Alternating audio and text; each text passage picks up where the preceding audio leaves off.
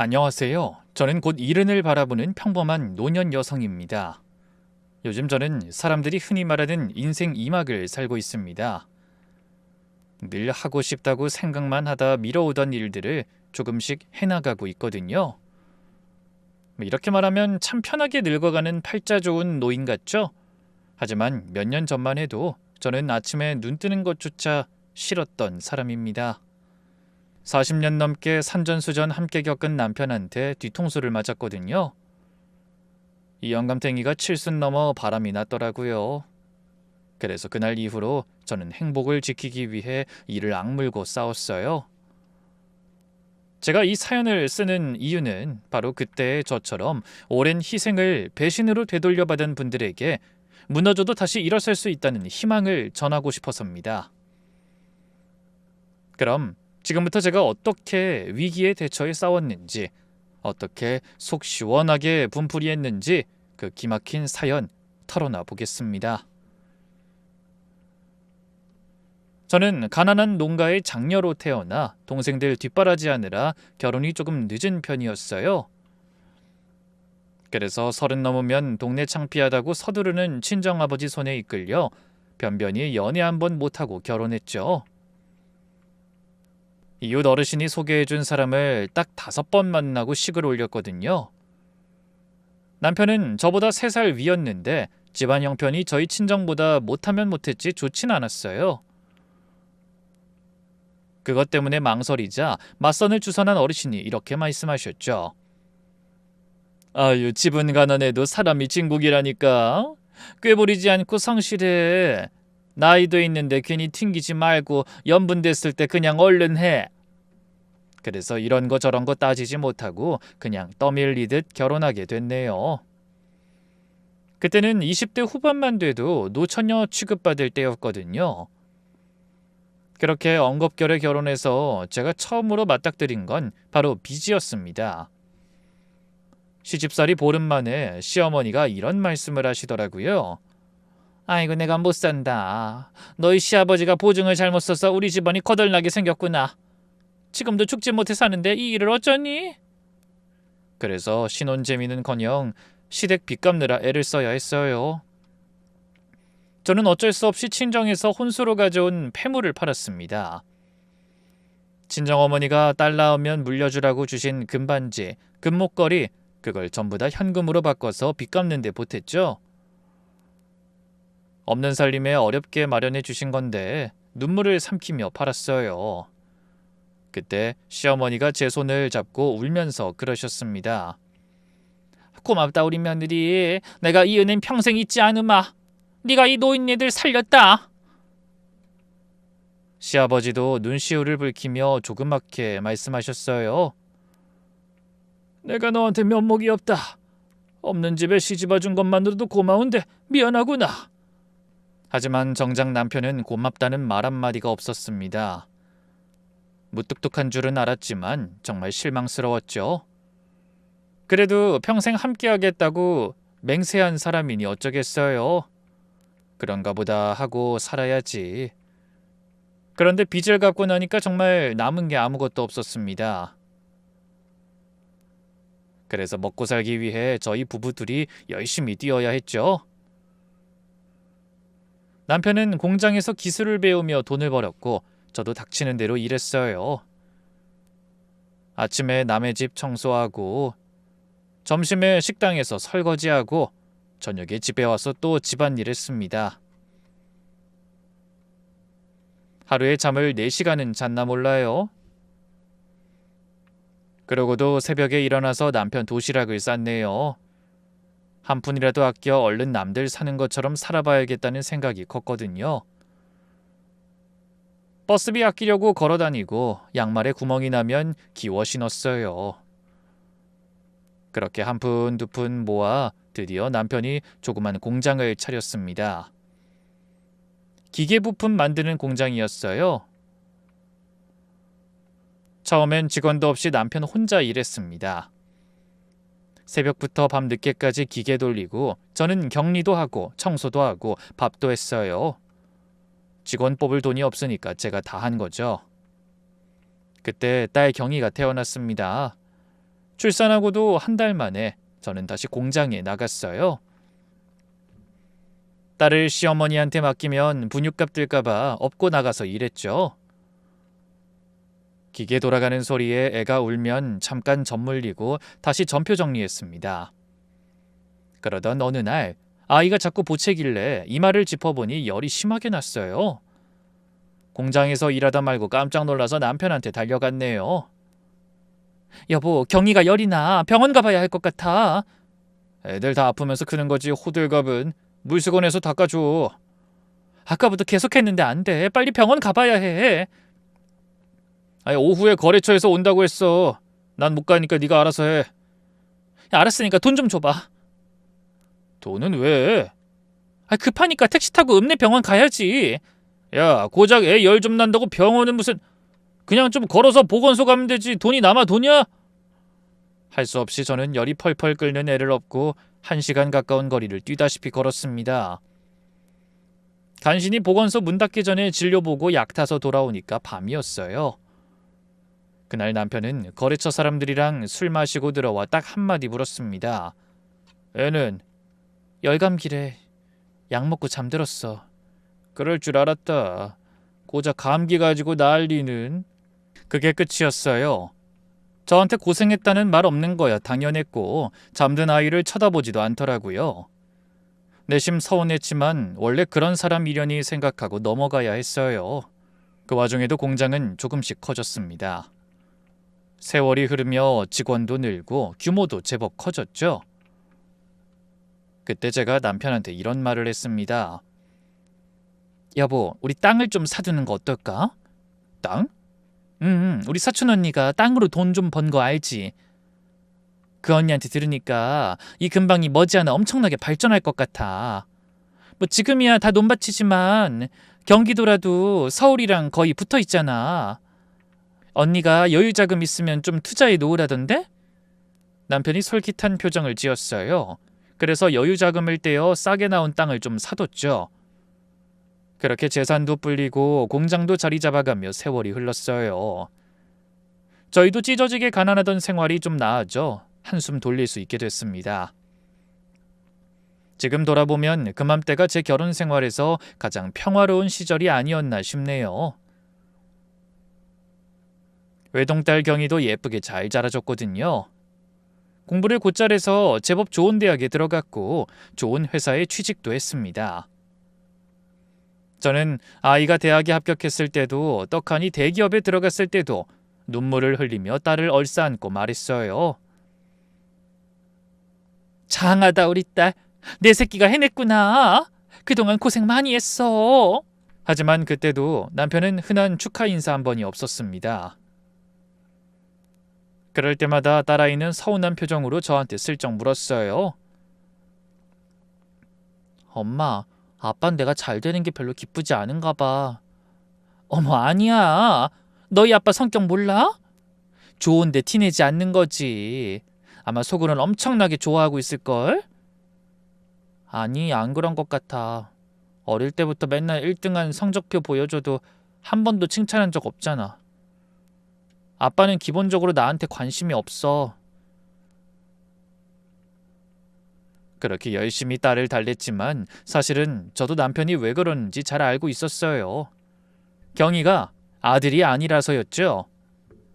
남편은 평생 아들 타령을 했거든요. 명절에 친척들 모여 술 한잔하면 꼭 그 소리를 했습니다. 형님은 아들이 둘이라 좋겠네. 안 먹어도 배가 부르겠어. 우리는 애라고 계집애 하나니 뼈 빠지게 돈 벌어 가르쳐도 시집 보내면 끝이지 뭐. 그런 거 생각하면 돈은 벌어서 뭐 하나 싶어. 나 죽으면 제사 지내줄 아들도 하나 없잖아. 딸이 옆에서 다 듣고 있는데도 그랬어요. 그날 집에 와서 남편이 화장실에 있을 때 딸이 제 방에 들어와서 말했어요. 엄마, 난 엄마 아빠한테 부족해? 그게 무슨 소리야? 절대 아니지. 근데 왜 아빠는 맨날 아들 그럴까? 나도 한다고 하는데 아무리 잘하려고 해도 아빠는 나한테 만족을 못하는 것 같아. 이제 나도 지쳐. 아빠가 괜히 그러는 거야. 엄마는 아들 10트럭 갖다 줘도 절대 우리 딸하고 안 바꿔. 그러면서 경의를 안아줬지만 저도 눈물이 터질 것 같아 혼났습니다. 딸도 당연히 알고 있는 사실을 계속 얼버무리기도 힘들었고요. 그러다 딸아이가 시집을 가게 됐어요. 같은 회사에서 일하던 선배였는데 사람이 착실하고 됨됨이가 정말 괜찮았죠.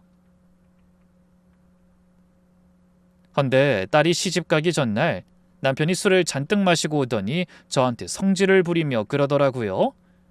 역시 딸은 키워봐야 헛거야. 이게 뭐냐?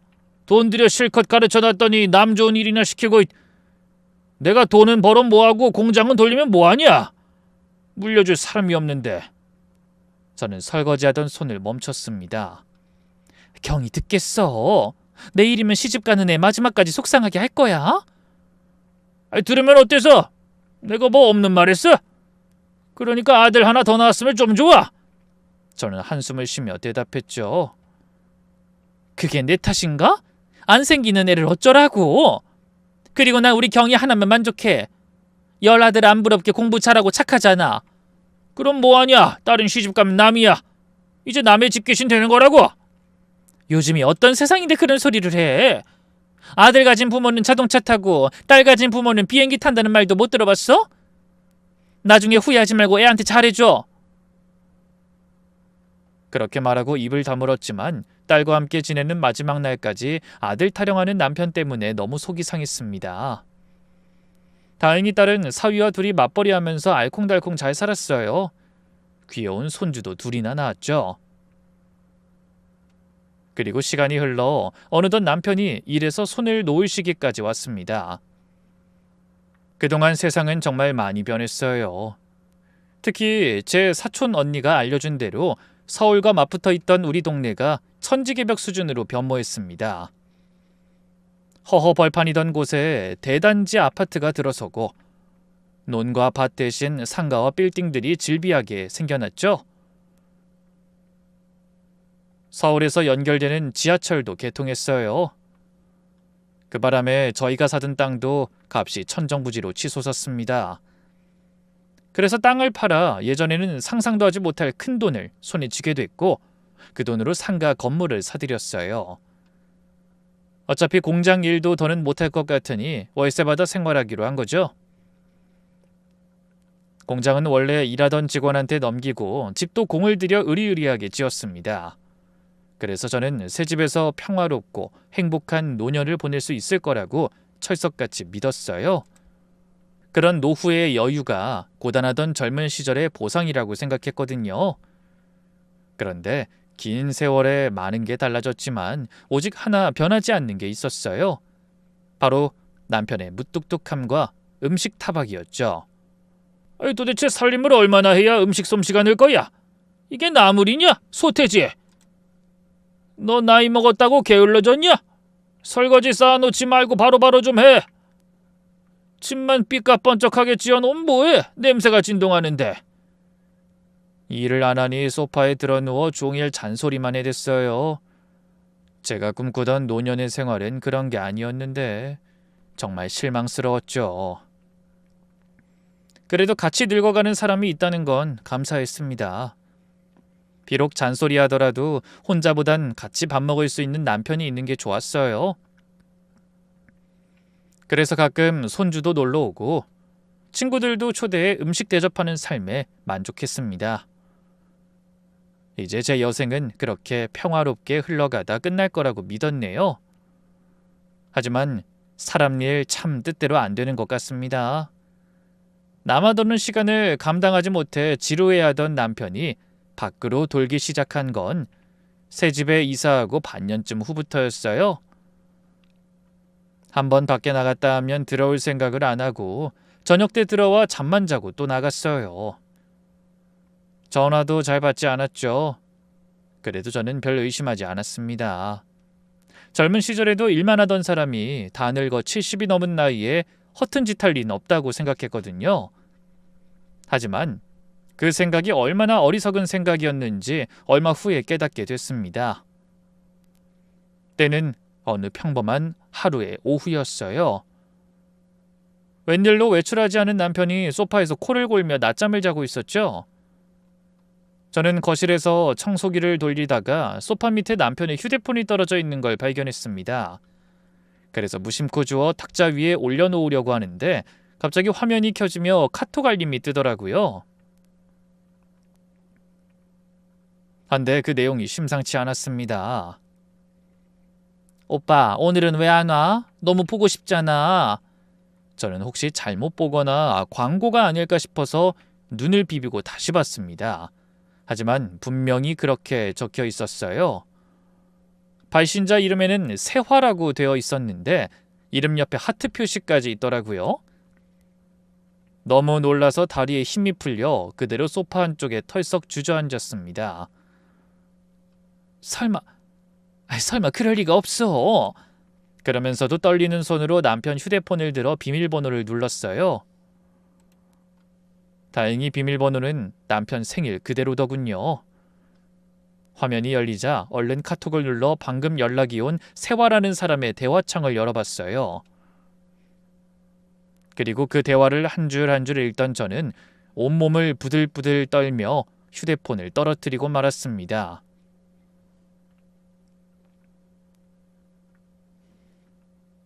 남편이 낯선 여자와 나눈 대화를 확인한 순간 제가 정성을 다 바친 40년 세월이 물거품이 되어 날아가는 기분이 들었거든요. 저는 그 자리에서 한참을 멍하니 앉아 있었습니다. 손이 떨려서 휴대폰을 다시 잡을 수가 없었어요. 심장이 너무 세게 뛰어서 숨쉬기조차 힘들었죠. 소파에서는 남편이 여전히 코를 골며 자고 있었어요. 꿈인가? 그래, 이건 꿈일 거야. 잠시 그런 생각을 했습니다. 하지만 손등을 꼬집어 보니 아팠어요. 꿈이 아니었죠. 그래서 정신을 차리려 노력하며 천천히 바닥에 떨어진 휴대폰을 다시 집어들었습니다. 떨리는 손으로 대화창을 처음부터 다시 읽어내려갔어요. 한 글자도 놓치지 않으려고 눈을 부릅뜨고 읽었네요. 대화 내용은 제가 상상했던 것보다 훨씬 충격적이었어요. 오빠, 오늘 점심 뭐 먹을까? 아니, 그냥 내가 해줄까? 그래, 난 우리 세화가 해주는 밥이 제일 맛있어.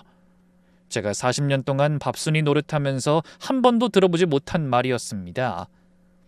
항상 짜다, 싱겁다, 질기다, 설이 걷다 그 타박뿐이었거든요. 그런데 그 여자한텐 칭찬 일색이더라고요. 기막힌 내용은 또 있었어요. 오빠, 형석이가 언제 또 같이 밥 먹자고 하네. 날 잡을까? 이제 오빠가 정말 친아버지 같대. 그래? 아이 기특한 녀석. 나도 형석이를 친아들처럼 생각해.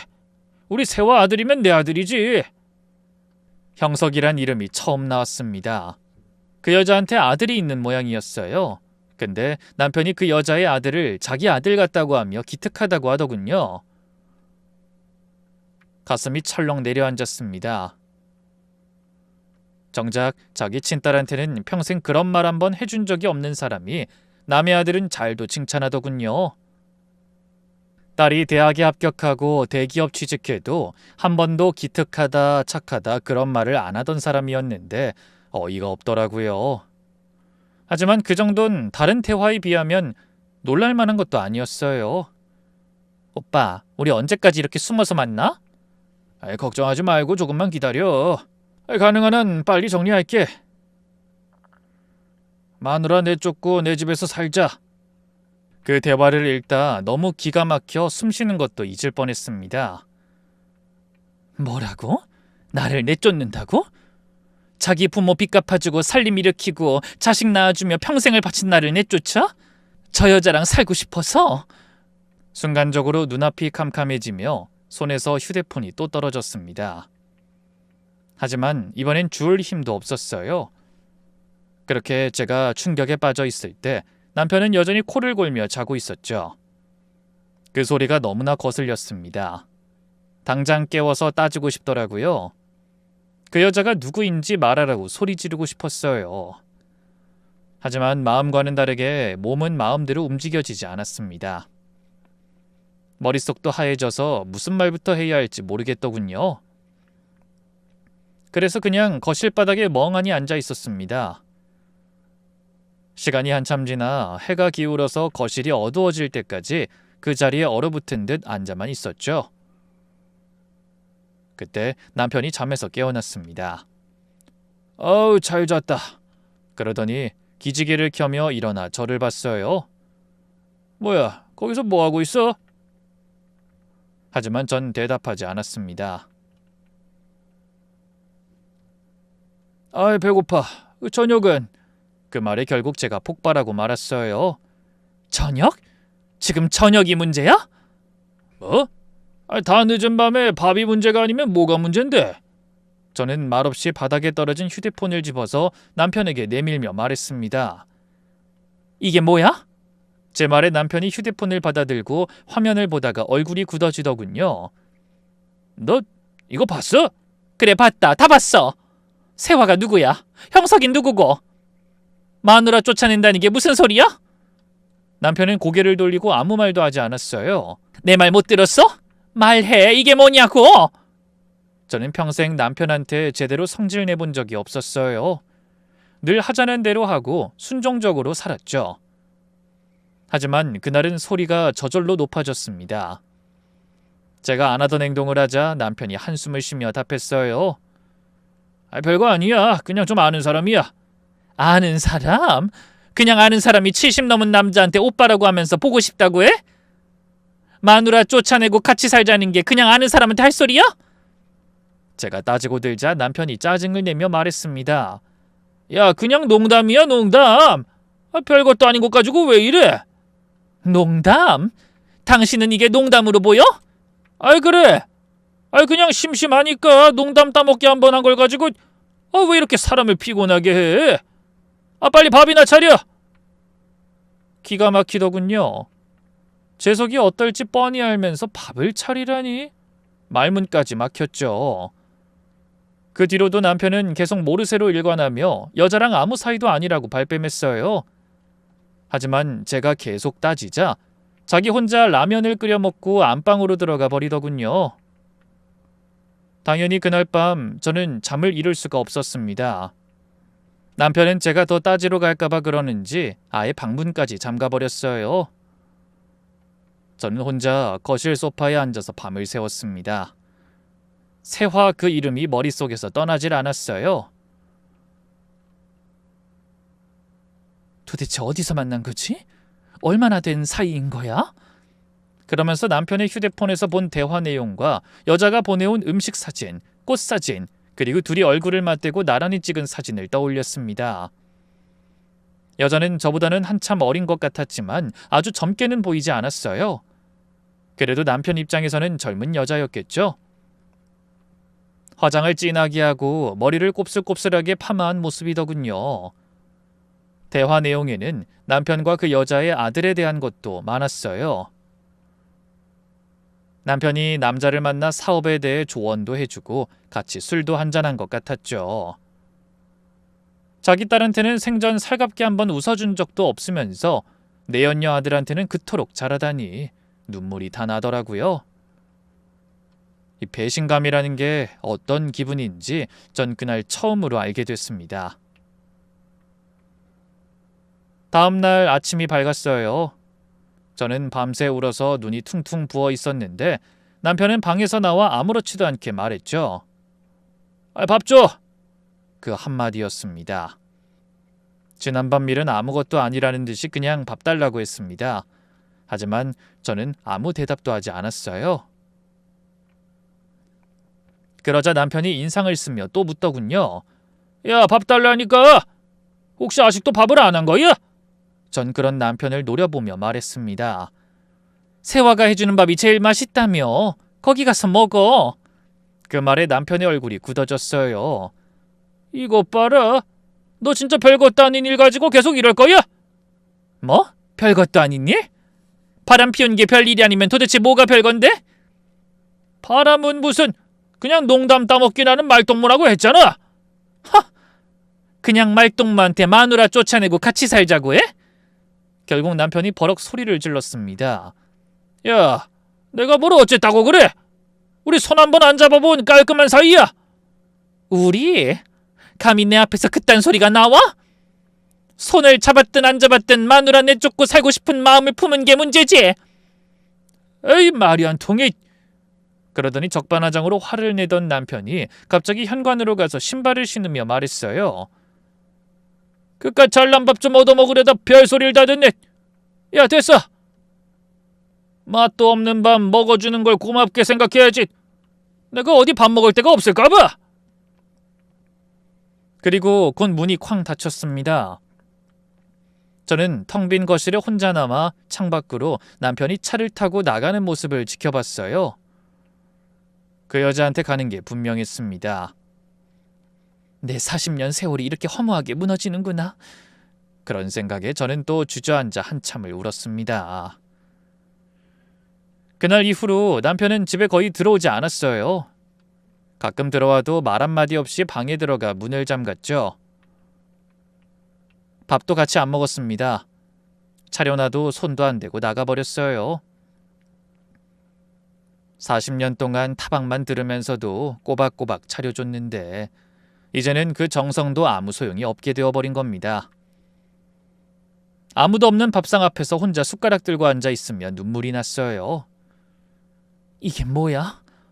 내가 대체 뭘 잘못했길래 이런 취급을 받아야 하지? 그렇게 일주일쯤 지났을 때였습니다. 남편이 갑자기 들어오더니 거실에 앉으라고 하더라고요. 무슨 일인가 싶어서 마주 앉았죠. 우리 이혼하자. 순간적으로 저는 귀를 의심했습니다. 뭐라고? 뭘 해? 설마 지금 나한테 이혼하자는 거야? 아이, 그래. 똑바로 들었으면서 왜 여러 말을 하게 해? 남편은 너무나 당당하게 말했어요. 누가 보면 제가 불륜이라도 저지른 것처럼 자기가 먼저 이혼을 요구하더군요. 기가 차서 아무 말도 못하고 있으니 남편이 또 같은 말을 했어요. 우리 이제 정 떨어졌잖아. 난 이제 네 얼굴 보기도 싫어. 제발 남은 인생 각자 살자. 사람이 너무 어이가 없으니 웃음이 나더라고요. 정이 떨어져? 네가 딴 여자를 끼고 좋아 죽는데 당연히 우리 사이에 정이 붙겠니? 도대체 몇 살이나 먹은 여자야? 왜? 뭐 궁금해? 나랑 띠동갑이다. 됐냐? 뭐야? 이 미친 영감탱이가 그 나이 먹어서 창피하지도 않어? 그저 어리면 다 좋지. 마누라고 자식이고 눈에 보이지도 않을 만큼. 아이, 됐어. 그런 얘기 하자는 게 아니야. 어차피 말해봐야 넌 이해 못해. 남편이 손을 내저었어요. 깔끔하게 정리하자. 네가 나가든 내가 나가든. 내가 왜 나가? 이만큼 살게 된 게 누구 덕인데? 당신 부모 빚 갚은 것도 나고 공장 일 도운 것도 나. 먼저 땅 사자고 한 것도 나야. 그래서 그게 다 누구 이름으로 되어 있는데? 남편이 입꼬리를 올리며 하는 말에 저는 할 말을 잃었습니다. 그 말이 맞았죠. 제 이름으로 된 건 아무것도 없었습니다. 집도 상가도 전부 남편 이름이었어요. 남편은 아주 기세등등하게 말하더군요.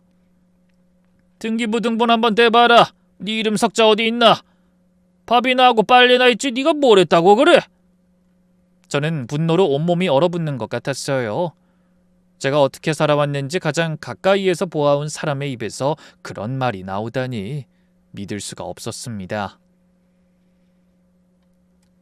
아무리 당신 이름으로 돼 있어도 기여도라는 게 있어. 법적으로도 엄연히 내 몫이 인정된다고. 그리고 무엇보다 난 절대로 이혼 안 해.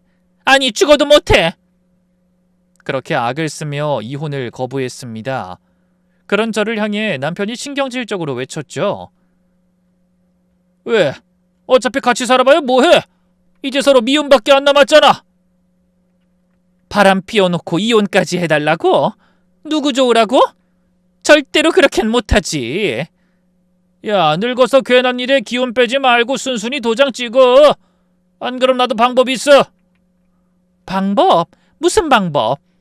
그 말에 남편이 코웃음을 쳤습니다. 두고 보면 알아. 그러더니 방으로 들어가더군요. 무슨 말인지 모르겠지만 괜히 불안했습니다. 그래서 그날 밤도 뜬 눈으로 보냈어요. 오만 가지 생각이 들어 도저히 잠을 이룰 수가 없더라고요. 저 인간이 저렇게 당당한 이유가 뭐지? 뭐 믿는 구석이 있는 건가? 그러다 며칠 후 남편의 서재를 살펴보다 서랍장에서 이상한 서류를 한 장 발견했습니다. 남편이 의미심장하게 내뱉은 말이 뭔가 해서 이것저것 서류를 살펴본 거죠. 아니나 다를까 평소에 못 보던 서류를 발견하게 됐어요. 그 서류에는 분명 선명한 글자로 이렇게 적혀 있었습니다. 증여계약서. 그 글자를 보자마자 손이 떨려오더군요. 그래도 어떻게든 냉정함을 유지하려 노력하며 서류를 자세히 읽어내려갔어요. 남편이 박형석이라는 인물에게 상가 건물을 증여하겠다는 서류였죠. 이 사람이 누구지? 형석이라면 혹시 그 세화라는 여자의 아들? 저는 깜짝 놀라서 입을 틀어막았습니다. 도저히 믿기지 않았어요. 남편은 그냥 단순히 바람만 피운 게 아니라 내연녀의 아들에게 저희 부부의 전 재산이나 다름없는 건물을 증여해 준 거예요. 저는 현기증을 느끼며 의자에 풀썩 주저앉고 말았습니다. 이 인간이 미쳤구나. 어떻게 그 건물을 생판 남한테, 그것도 내연녀 아들한테 줄 수가 있어? 멀쩡히 우리 딸도 있는데. 제가 그 서류를 들고 부들부들 떨고 있는데 마침 현관문 열리는 소리가 들렸어요. 남편이 돌아온 것 같더군요. 저는 입술을 깨물며 서류를 들고 거실로 나갔습니다. 그리고 남편 앞에 서류를 집어던지며 소리쳤죠. 이게 뭐야? 설명해봐. 남편이 바닥에 떨어진 서류를 보더니 이내 표정이 굳어졌습니다. 너 휴대폰 훔쳐보는 것도 모자라서 이제 남의 물건도 뒤져? 묻는 말이나 대답해. 이게 뭐냐고? 보면 몰라. 증여 서류잖아. 근데 우리 건물을 왜 이 남자한테 넘겨? 이게 말이 돼? 이 남자 그 여자 아들 맞지? 남편이 뻔뻔한 얼굴로 대답했어요. 그래. 세화 아들이면 내 아들이나 마찬가지야. 근데 내 재산 좀 나눠주는 게 뭐가 이상해? 뭐야? 아들? 완전히 돌았구나. 그 남자가 왜 당신 아들이야? 멀쩡한 우리 딸 경이가 있는데. 남의 자식 아니라니까. 이제 내 아들이나 다름없어. 그럼 우리 경이는? 당신 친딸은 뭐가 되는 거야? 경이는 시집 갔잖아. 딸은 시집 가면 출가 외인이라는 거 몰라? 하! 미치려면 곱게 미쳐라, 이 인간아. 평생 아들 타령만 하면서 친딸 구박하더니 남의 아들한테 재산을 갖다 바쳐? 이게 정상적인 머리로 할 짓이냐고! 제가 달려들 것처럼 소리치자 남편이 짜증을 내며 일어섰어요. 야, 내 재산 내 마음대로 하는 건데 네가 무슨 참견이야? 내 재산? 그게 왜 당신 재산이야? 내가 피땀 흘려서 같이 읽은 거잖아. 같이 읽었으면 뭐해? 네 이름 하나 없으니까 내가 마음대로 할 수 있는 거지. 그거 보면 몰라. 내가 그 건물을 팔아먹든 증여하든 넌 막을 수 있는 권리도 없는 거라고. 남편이 코웃음을 치더니 다시 밖으로 나가버렸습니다. 전 거실에 혼자 남아서 그 서류를 붙잡고 울었어요. 젊은 나이부터 흰머리가 성성할 때까지 피땀으로 일군 재산이 다 남의 손에 넘어갔는데 제가 어떻게 멀쩡할 수가 있었겠어요. 결국 저는 딸에게 전화를 걸었습니다. 도저히 저 혼자선 감당이 안 되는 일이었거든요. 경이야, 놀라지 말고 들어? 제 목소리가 어찌나 떨리는지 딸이 깜짝 놀라더군요. 엄마 무슨 일이야? 목소리가 왜 그래? 어디 아파? 경이야, 너희 아빠가 바람이 났어. 뭐? 아빠가? 에이 설마 엄마가 뭐 착각한 거 아니야? 아빠가 무뚝뚝하긴 했지만 여자 문제는 없었잖아. 젊을 때도 없던 일이 지금 그 나이에 생겼다고? 역시 딸도 믿기지 않는 모양이었어요. 경이야, 엄마가 아빠 휴대폰에서 주고받은 카톡도 다 봤어. 둘이 여행도 다녀온 것 같더라. 뭐? 그게 정말이야? 그래. 근데 그게 다가 아니야. 진짜 놀랄 일은 너희 아빠가 그 여자 아들한테 재산을 넘겼다는 거야. 글쎄 우리 건물을 증여해줬어. 뭐라고? 아니 엄마, 지금 무슨 소리라는 거야? 그 여자한테 아들이 하나 있는데 너희 아빠가 그 남자 아버지 노릇을 하겠다면서 재산까지 넘긴 거야. 그 말을 들은 딸은 한참을 아무 말도 하지 않았어요. 그러다 심각한 목소리로 말했죠. 엄마 잠깐만, 나 일 좀 정리하고 바로 갈게. 그래, 엄마 혼자선 도저히 어떻게 해야 할지 모르겠어. 그렇게 통화를 마치고 저는 또 울었습니다. 아무리 생각해도 믿기지 않는 일이었어요. 잠시 후 딸아이가 집으로 왔습니다. 저는 얼른 서류를 보여주고 카톡에서 본 대화 내용도 말해줬어요. 모든 진실을 마주한 딸의 얼굴이 하얗게 질리더군요. 정말이네? 진짜로 아빠가 이 남자한테 건물을 줬네? 경희가 주먹을 꽉 쥐는 바람에 서류가 구겨졌습니다. 그러더니 이내 눈에 눈물이 고였어요. 엄마, 아빠가 어떻게 이럴 수가 있어? 나한텐 평생을 다정하게 웃어주지도 않더니 그 여자 아들을 알면 얼마나 안다고. 정말 기가 막힌다.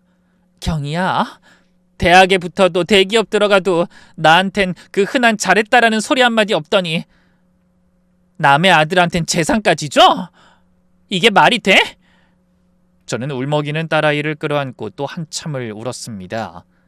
그때 다시 현관문이 열렸어요. 그리고 남편이 집 안으로 들어섰는데 이번엔 혼자가 아니었습니다. 남편의 뒤로 내연녀가 분명한 여자가 따라 들어왔어요. 화장을 진하게 하고 머리를 파마한 여자. 사진에서 봤던 그 얼굴이 틀림없었죠. 헌데 그 여자 옆에 젊은 남자도 하나 서 있었어요. 아버지, 집이 참 좋네요. 그 남자가 아무렇지 않게 저희 남편에게 아버지라고 부르는 게 들렸습니다.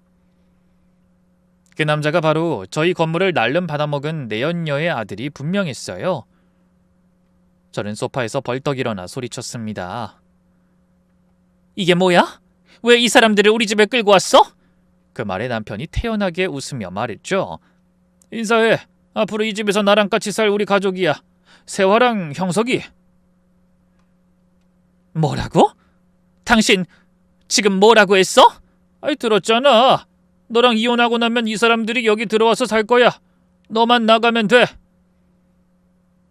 저는 온몸에 피가 다 빠져나가는 것처럼 정신이 아득해왔어요.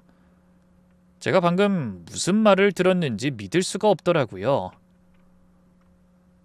그때 딸아이가 소리쳤습니다. 이게 무슨 말도 안 되는 짓이에요? 남의 남자 꼬여낸 것도 모자라 아들까지 앞세워 재산을 빼서? 그래놓고 여기가 어디라고 나타나? 당장 나가지 못해요? 우리 집에서 당장 나가라고! 그런 제 딸에게 남편의 내연녀가 눈을 동그랗게 뜨며 말했어요. 어머, 초면에 말이 심하네. 꼬여내다니. 난 그냥 외로우신 분 곁에서 말동무 해드린 것뿐이라고. 그 말에 딸이 이를 갈며 소리쳤어요. 말동무? 말동무가 재산까지 받아? 그러자 내연녀의 아들도 끼어들었죠. 제대로 말을 못 들었나 봐. 아버지가 주신 거라고 했잖아. 경희도 지지 않고 소리쳤어요. 어디 감히 내 앞에서 그런 소리를 짓거려? 아버지라니. 닥치고 당장 나가지 못해? 그런데 그 순간 남편이 딸을 노려보며 입을 열었죠. 경희, 넌 빠져. 어디 어른들 일에 끼어들어. 아빠, 도대체 왜 이러는 거야? 엄마 40년 고생시켜놓고 이제 와서 재산은 내연녀 가족한테 다 주고 내쫓으려고? 하지만 남편은 조금도 흔들림이 없더니 오히려 버럭 소리를 질렀습니다. 넌 시집 갔으니 이제 우리 집 일에 낄 자격이 없어. 가서 네 자식들이나 잘 키워. 그 모습을 지켜보던 저는 결국 눈앞이 캄캄해져서 주저앉고 말았어요. 정말 세상이 무너지는 것 같았습니다. 제가 피와 땀으로 일군 집에 남편의 내연녀와 그 아들이 들어와 버젓이 주인 행세를 하려 하고 있었어요. 제가 무너지는 모습을 본 딸이 목소리를 높여 또 소리쳤습니다. 내 얘기 못 들었어? 당장 우리 집에서 나가라고. 나가! 그때 남편의 내연녀가 딸과 저를 비웃듯 입꼬리를 올리며 말했어요. 아가씨 목소리 좀 낮춰요. 동네 사람들 다 듣겠네. 이제 여기가 곧 우리 집이 될 텐데 이미지 이렇게 망쳐놓으면 어떡해. 뭐라고? 아니, 오빠가 이혼만 하면 우리가 여기서 살 거라니까. 아가씨야말로 못 들었어? 내연녀의 아들도 끼어들어 거들었죠. 엄마 괜히 싸우지 마. 어차피 정해진 거잖아. 남편은 한숨을 쉬며 이 모든 상황을 지켜보다가 저를 향해 눈을 부라리면서 말했어요. 이것 봐. 네가 버티니까 자꾸 일만 복잡해지잖아. 네가 무슨 수를 써도 난 너랑 안 살아. 그러니까 순순히 이혼 도장 찍고 나가. 남편이 저를 향해 막말을 퍼붓자 그 내연녀가 흐뭇한 표정으로 바라보다 제 남편의 팔을 붙잡으며 말했습니다. 오빠 우리 그만 가. 오빠 마누라한테도 진정할 시간은 줘야지. 저러다 나이도 많은 사람이 기절이라도 할까봐 무섭네. 우리 재혼 앞두고 송장 치를 일 생기면 안 되잖아.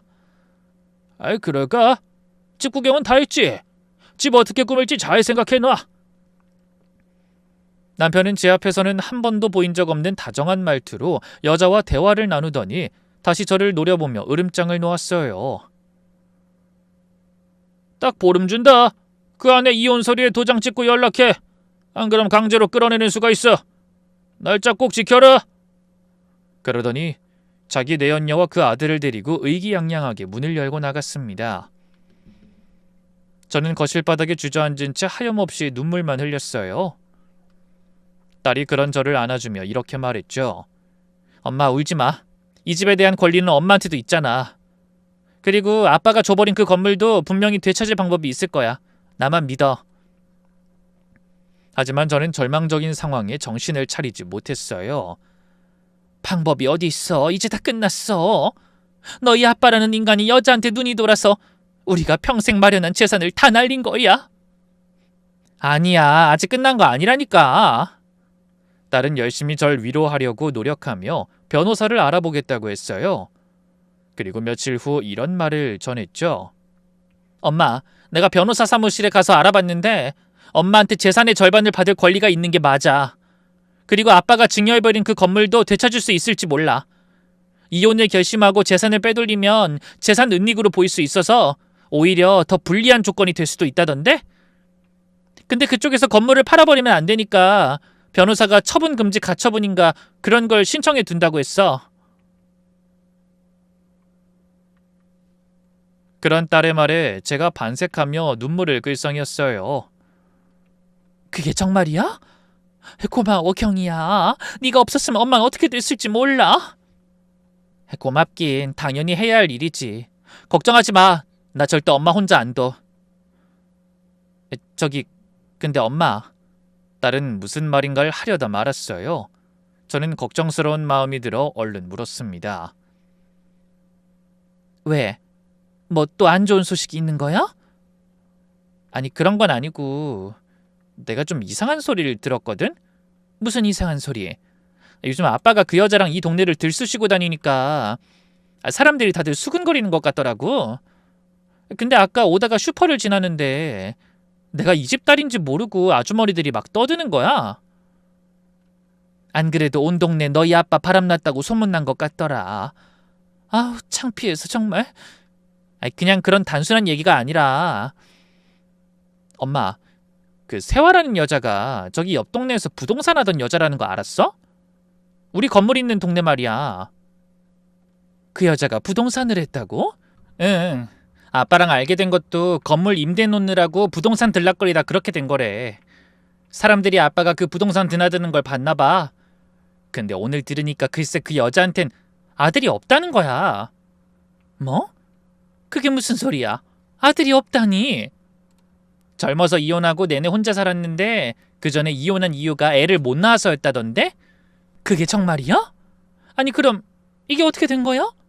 분명히 너희 아빠가 그 여자 아들한테 건물을 증여했는데 나도 잘 모르겠어. 근데 뭔가 찜찜하지 않아? 뭔가 느낌이 싸하긴 했습니다. 그때 한참을 생각하던 딸이 말했어요. 엄마 안 되겠어. 우리 사람 쓰자. 내가 탐정한테 그 여자 뒤 좀 캐보라고 할게. 탐정? 응, 예전에 흥신소라고 하던 곳 있잖아. 그 인간들 분명히 뭔가 숨기고 있는 게 틀림없어. 그래서 딸은 탐정사무소라는 곳에 의뢰해 내연녀와 그 아들에 대해 알아봐달라고 했습니다. 그리고 정확히 2주 후에 연락이 왔어요. 저는 딸의 손을 잡고 탐정사무소에 직접 가서 조사 결과를 들었죠. 조사 끝났습니다.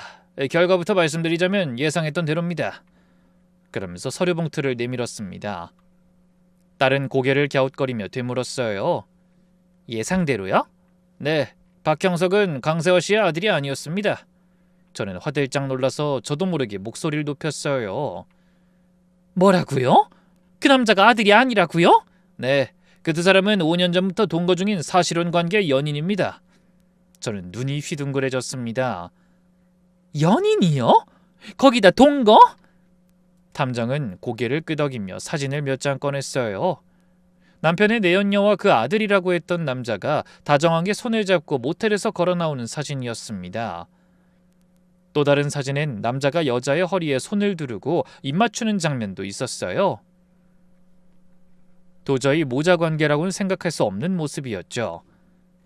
제가 기절할 듯이 놀라자 탐정이 몇 마디 덧붙이더군요. 최근엔 남편분을 의식해서 그러는지 박형석이 강세화의 집에서 잠시 나와서 생활하는 것 같더라고요. 그래서 두 사람이 모텔을 자주 들락거리더군요. 나이 차이가 20살도 더 나는데 저희도 참 놀랐습니다. 저는 탐정이 내놨던 주스를 벌컥벌컥 들이켠 뒤 말했어요. 아니 그럼 그 여자가 자기 애인을 아들로 둔갑시켜서 내 남편을 속였다는 말이네요? 왜 그런 짓을 했을까요? 아마 돈 때문에 그랬겠죠.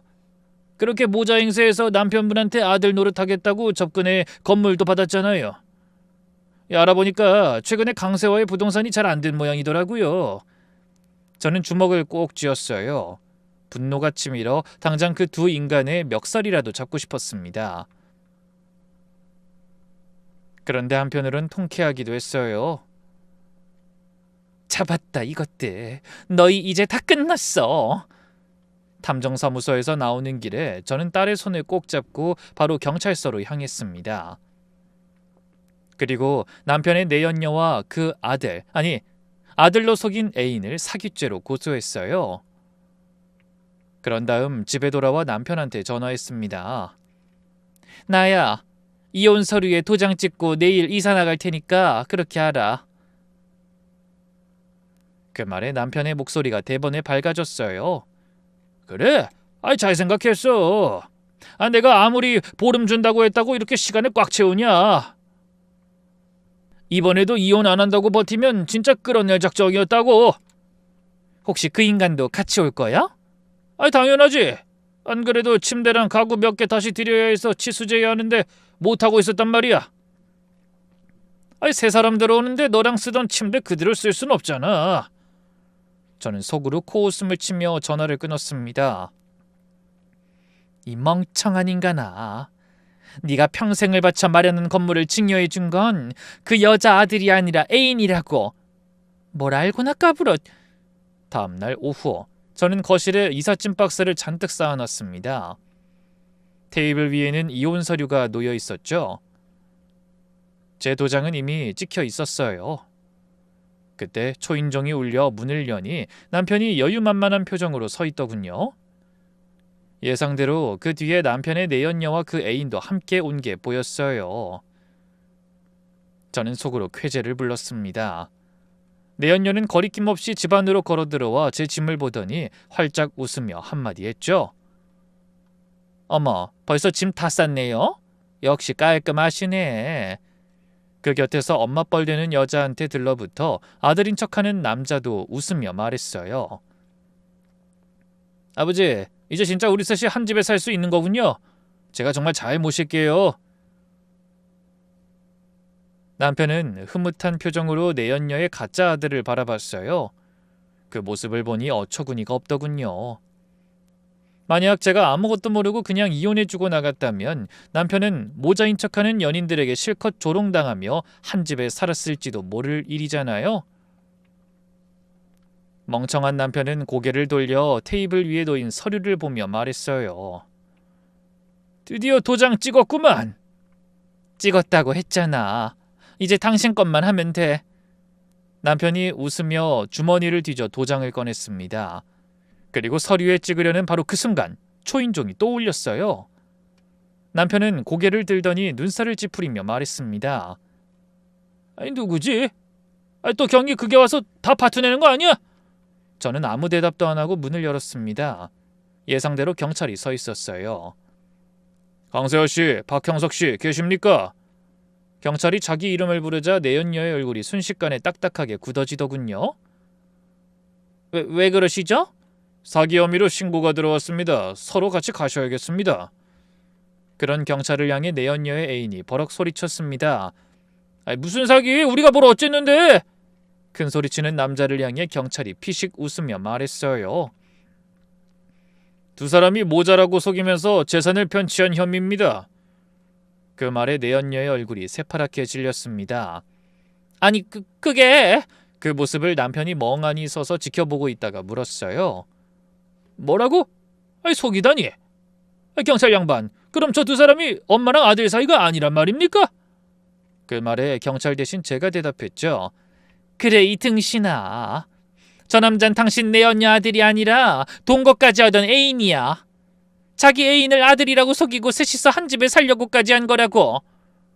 물론 그러면서 이 집까지 쏙 빼먹을 심산이었겠지.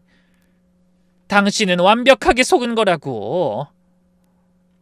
남편의 눈이 튀어나올 듯이 커졌습니다. 저는 콧방귀를 끼며 말을 이어갔어요. 아들 같고 기특하다고? 그랬겠지. 재산 뺏으려고 달려들었으니 얼마나 살살거렸겠어. 남편이 허옇게 질린 얼굴로 중얼거렸죠. 거짓말. 그럴 리가 없어. 그 말에 경찰이 주머니에서 사진을 꺼내 보여줬어요. 제가 두 사람을 고소하며 증거로 제출한 모텔 사진이었죠. 여기 날짜 보이시죠? 지난주에 찍은 겁니다. 두 사람은 연인 관계가 확실하죠. 서류상으로도 완벽한 남남입니다. 남편이 사진을 보더니 휘청거렸어요. 형석아, 이게 사실이야? 세화야, 뭐라고 말 좀 해봐. 하지만 두 사람은 절 노려보며 이를 갈 뿐 말이 없었어요. 결국 경찰은 그 인간들의 손목에 수갑을 채웠습니다. 내연녀는 끌려가면서도 끝까지 발악을 하더군요. 야, 다 된 밥에 코를 빠뜨려도 분수가 있어야지. 너 내가 가만둘 줄 알아? 내가 이번 일 성공하려고 저 냄새나는 노인네한테 얼마나 공을 들였는데. 절대 이대로 못 물러나. 절대. 그런 내연녀의 말에 남편의 얼굴이 점점 흑빛이 되어가는 게 보이더군요. 그 뒤로 두 죄인을 태운 경찰차가 집 앞에서 떠났습니다. 그 모습을 보는 제 마음이 얼마나 후련했는진 아마 말로는 다 표현하지 못할 거예요. 60년을 넘게 살아오며 그렇게 시원한 적은 없었던 것 같네요. 고개를 돌려보니 남편은 거실에 털썩 주저앉아 있었어요. 저는 천천히 그쪽으로 걸어가 테이블 위에 놓인 이혼 서류를 집어들며 말했죠. 얼른 도장 마저 찍어. 그러자 남편이 붉어진 눈을 들어 저를 바라봤습니다. 여보. 왜? 이혼하자며. 당신이 그렇게 원한 거잖아. 현순아, 내가 잘못했어. 그래, 당신이 잘못한 거 세상 사람들 다 알아. 그러니까 쓸데없는 말 관두고 빨리 도장이나 찍으라고. 여보 미안해. 내가 잘못했어. 우리 다시 시작하자. 나 이제 정말 정신 차렸어. 하지만 전 코웃음을 쳤습니다. 정신을 차렸어? 사기꾼한테 속은 거 알고 나니까 이제야 정신이 차려져? 그렇다고 뭐가 달라지나. 마누라 쫓아내고 같이 살자고 한 건 당신 진심이었잖아. 남편이 아무 말도 못하더군요. 저는 얼마 전 남편이 저에게 그랬던 것처럼 빨리 이혼 서류에 도장 찍으라고 압박했어요. 도장 찍어. 나 이사 가야 해. 이삿짐 트럭 올 시간 다 됐다고. 여보 제발 한 번만. 하지만 제가 냉정한 눈으로 바라보자 남편은 떨리는 손으로 도장을 꺼내 서류에 찍었습니다. 그렇게 저의 40년 넘는 결혼 생활이 끝났어요. 하지만 그 순간 제 마음속에는 슬픔보단 홀가분함이 훨씬 컸습니다. 그래서 얼른 서류를 챙겨 가방에 넣고 이삿짐 업체 직원들에게 옮길 짐을 말해줬죠. 짐을 다 싣고 집을 떠나며 한번 뒤돌아봤습니다.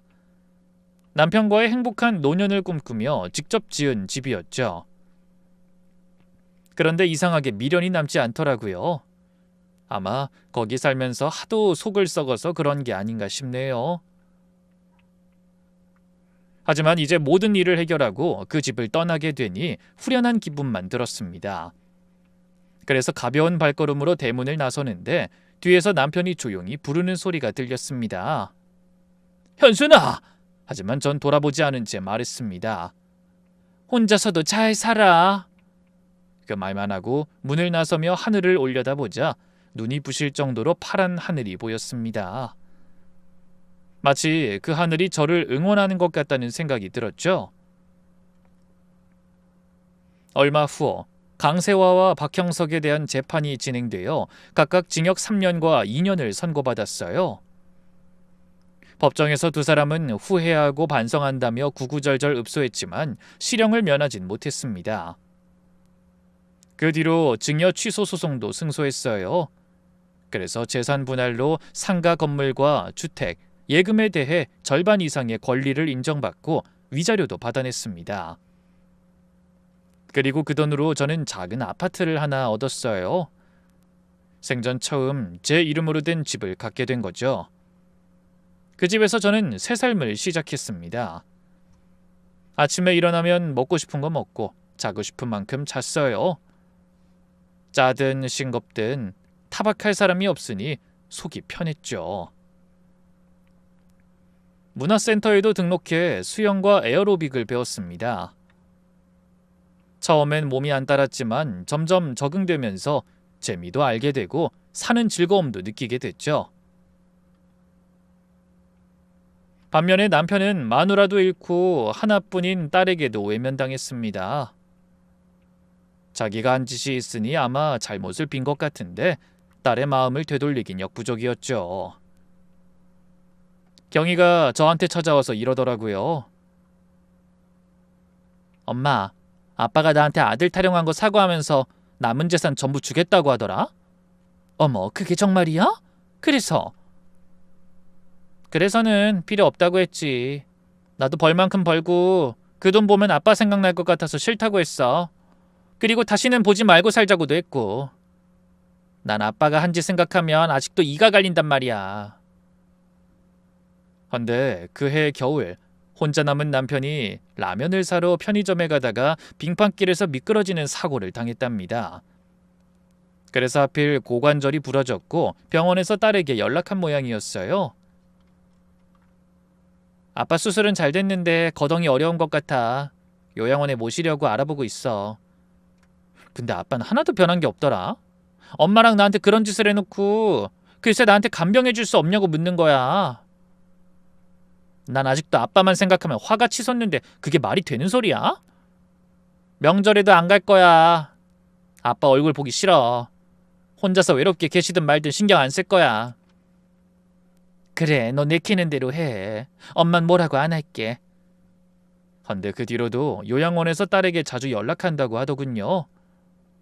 남편이 외롭다며 매일 운다는 겁니다. 아무도 찾아오는 사람이 없으니 그럴 만도 하지만 뭐 그 모든 게 자기가 만든 결과 아니겠어요. 40년을 희생한 아내도 피를 나눈 딸도 다 떠나게 만든 건 바로 남편 자신이잖아요. 부디 이 사연을 함께 하신 여러분은 자신이 가진 것을 소중히 여기고 지킬 줄 아는 사람이 되어 제 전남편 같은 초라한 노후를 맞지 않으시길 바랍니다. 그럼 봄 햇살 같은 따뜻한 행복이 여러분의 가정에 늘 함께 하시길 바라며 저는 이만 물러가겠습니다. 감사합니다.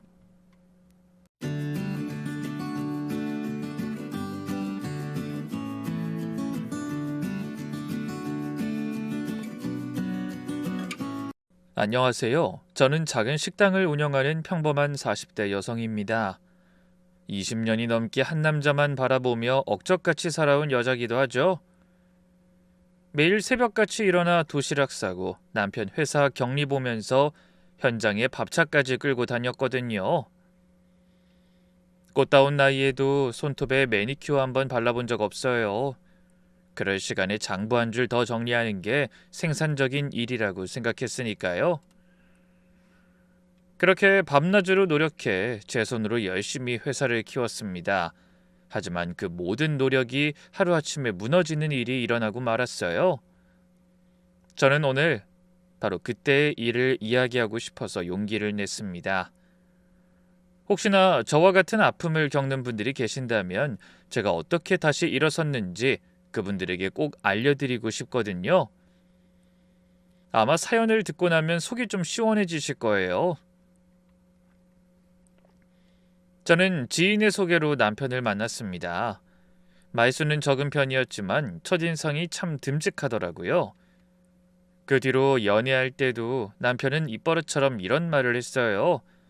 넌 아무 걱정하지 마. 내가 다 책임질게. 그렇게 무슨 일에서든 남자다운 모습을 보여줬죠. 하지만 막상 결혼하고 보니 가진 건 없었어요. 신혼집이 곰팡이 가득한 반지하 월세방이었거든요. 그래도 저는 불평 한마디 안 했어요. 남편은 다부진 꿈을 이야기하며 눈을 빛냈고 저는 그런 남편을 믿었으니까요. 여보, 나 건설 쪽으로 한번 나서보려고. 몇 년만 고생하면 우리도 아파트에서 살 수 있을 거야. 나 믿지? 저는 고개를 끄덕이며 남편을 응원했습니다.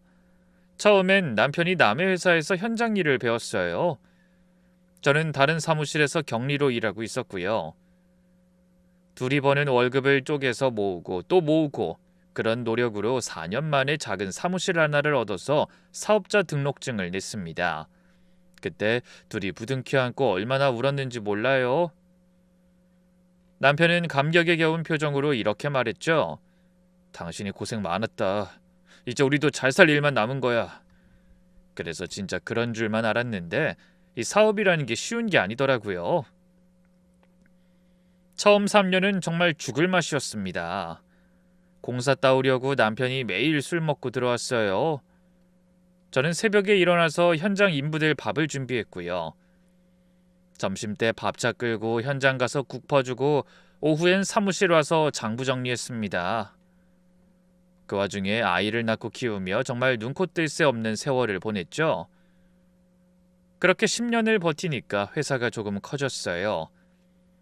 직원이 5명에서 20명이 됐고 사무실도 번듯한 데로 옮겼네요. 남편의 약속대로 아파트도 샀습니다. 계획보다 시간이 좀 걸리긴 했지만 꿈을 이룬 거죠. 반지하로 시작해서 30평 아파트 주인이 됐을 때 저는 눈물을 흘리며 생각했어요. 그래, 이 맛에 고생 마다하지 않고 사는 거지. 그런데 그 이후로 사업이 더 번창하며 이상한 낌새가 느껴졌어요. 남편이 조금씩 변하기 시작한 거죠. 예전엔 밤늦게 들어와도 사과 한마디는 했거든요. 근데 어느 순간부터 말이 없어지더라고요. 술 냄새 풍기면서 들어와서 씻지도 않고 바로 자버리고 제가 말 걸면 귀찮다는 듯이 등을 돌리기도 했어요. 여보, 왜 이렇게 술을 많이 마셨어? 이제 나이도 있는데 몸 생각 좀 해야지. 야, 누구는 마시고 싶어서 마시냐? 가장이 어떻게든 잘 살아보려고 개고생하는 거 보면 안쓰러워해야지. 왜 잔소리를 해? 잔말 말고 가서 꿀물이나 좀 타와. 거친 남편의 말에 속이 상했지만 술김에 하는 말이라고 생각하며 그냥 넘겼습니다. 그래, 저 사람도 사업이 커지니 힘든 일이 많겠지. 돌이켜 생각해보면 그때 제가 정신 차리고 뭐라도 해야 했는데 왜 그랬는지 모르겠어요. 아마 긴 세월 함께 고생한 정이라는 게 사람 눈을 멀게 한 것 같습니다. 참, 이쯤에서 미영이 얘기도 좀 해야겠네요. 미영이는 저보다 6살이나 어린 저의 고향 후배입니다. 어릴 때부터 한 동네에 살며 저를 친언니처럼 따랐죠. 제 옷도 물려주고 집에 데려와 밥도 많이 먹였던 진짜 친동생 같은 존재였어요. 그런 미영이가 고향 사람과 결혼할 때도 축의금을 두둑하게 냈죠. 미영아, 정말 축하해. 꼭 행복하게 살아라. 그러면서 진심으로 행복을 빌어줬습니다. 하지만 그 뒤론 각자 살기가 바빠 자주 연락하지 못했어요. 그저 무소식이 희소식이려니 그렇게 생각하며 살았죠. 그러다 저희가 사업에 성공해 자리 잡기 시작하고 얼마 뒤 미영이에게 몇 년 만에 연락이 왔습니다. 저는 반갑게 전화를 받았지만 미영이의 입에서 나온 말은 기쁜 소식이 아니더군요. 언니, 나 이혼했어. 그러더니 전화기 너머로 울음을 터뜨렸습니다. 사연은 이랬어요. 처음엔 나쁜 남자가 아니었는데 애가 안 생기니까 자꾸 밖으로 돌더라고. 그러더니 술만 먹으면 손찌검 하는 거야. 어머, 너 정말 힘들었겠구나. 다른 건 다 참겠는데 땡전 한 푼 안 갖다 주면서 도박까지 하니 더는 참고 살 수가 없었어. 저는 안타까운 마음에 눈물까지 핑 돌았죠. 고생 많았어, 미영아. 그래서 이제 어쩔 거야?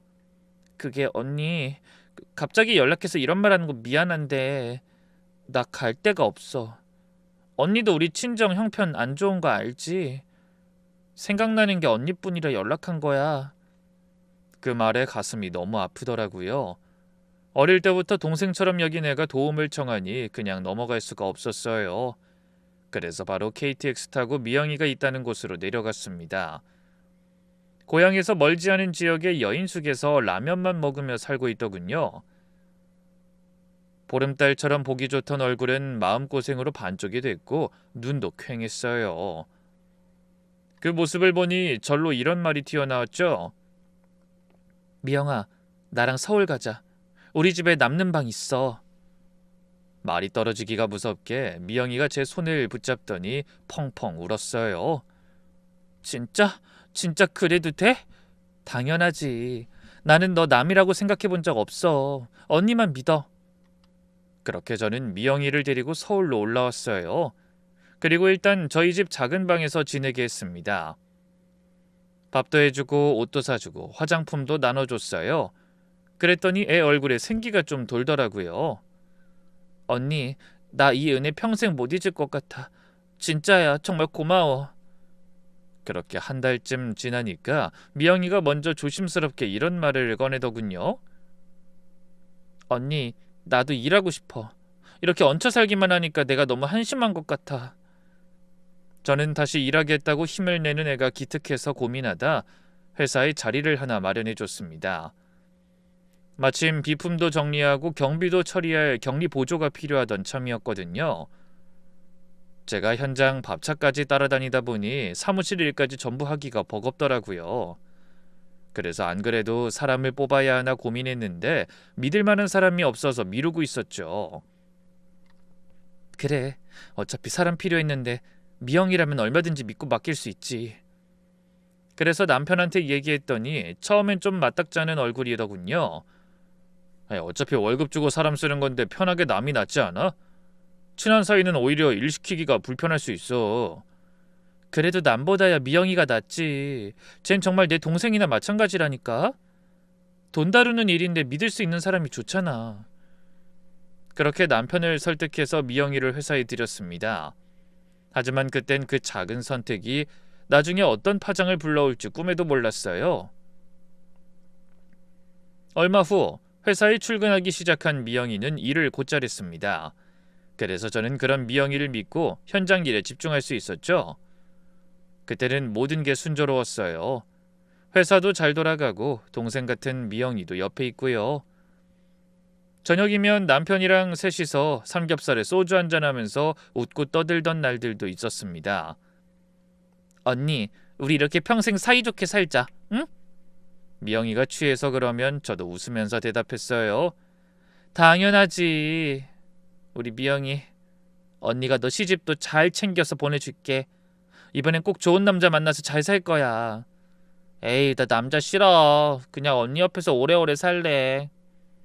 그러면서 푹 안기는 그 애가 그렇게 예쁠 수가 없었습니다.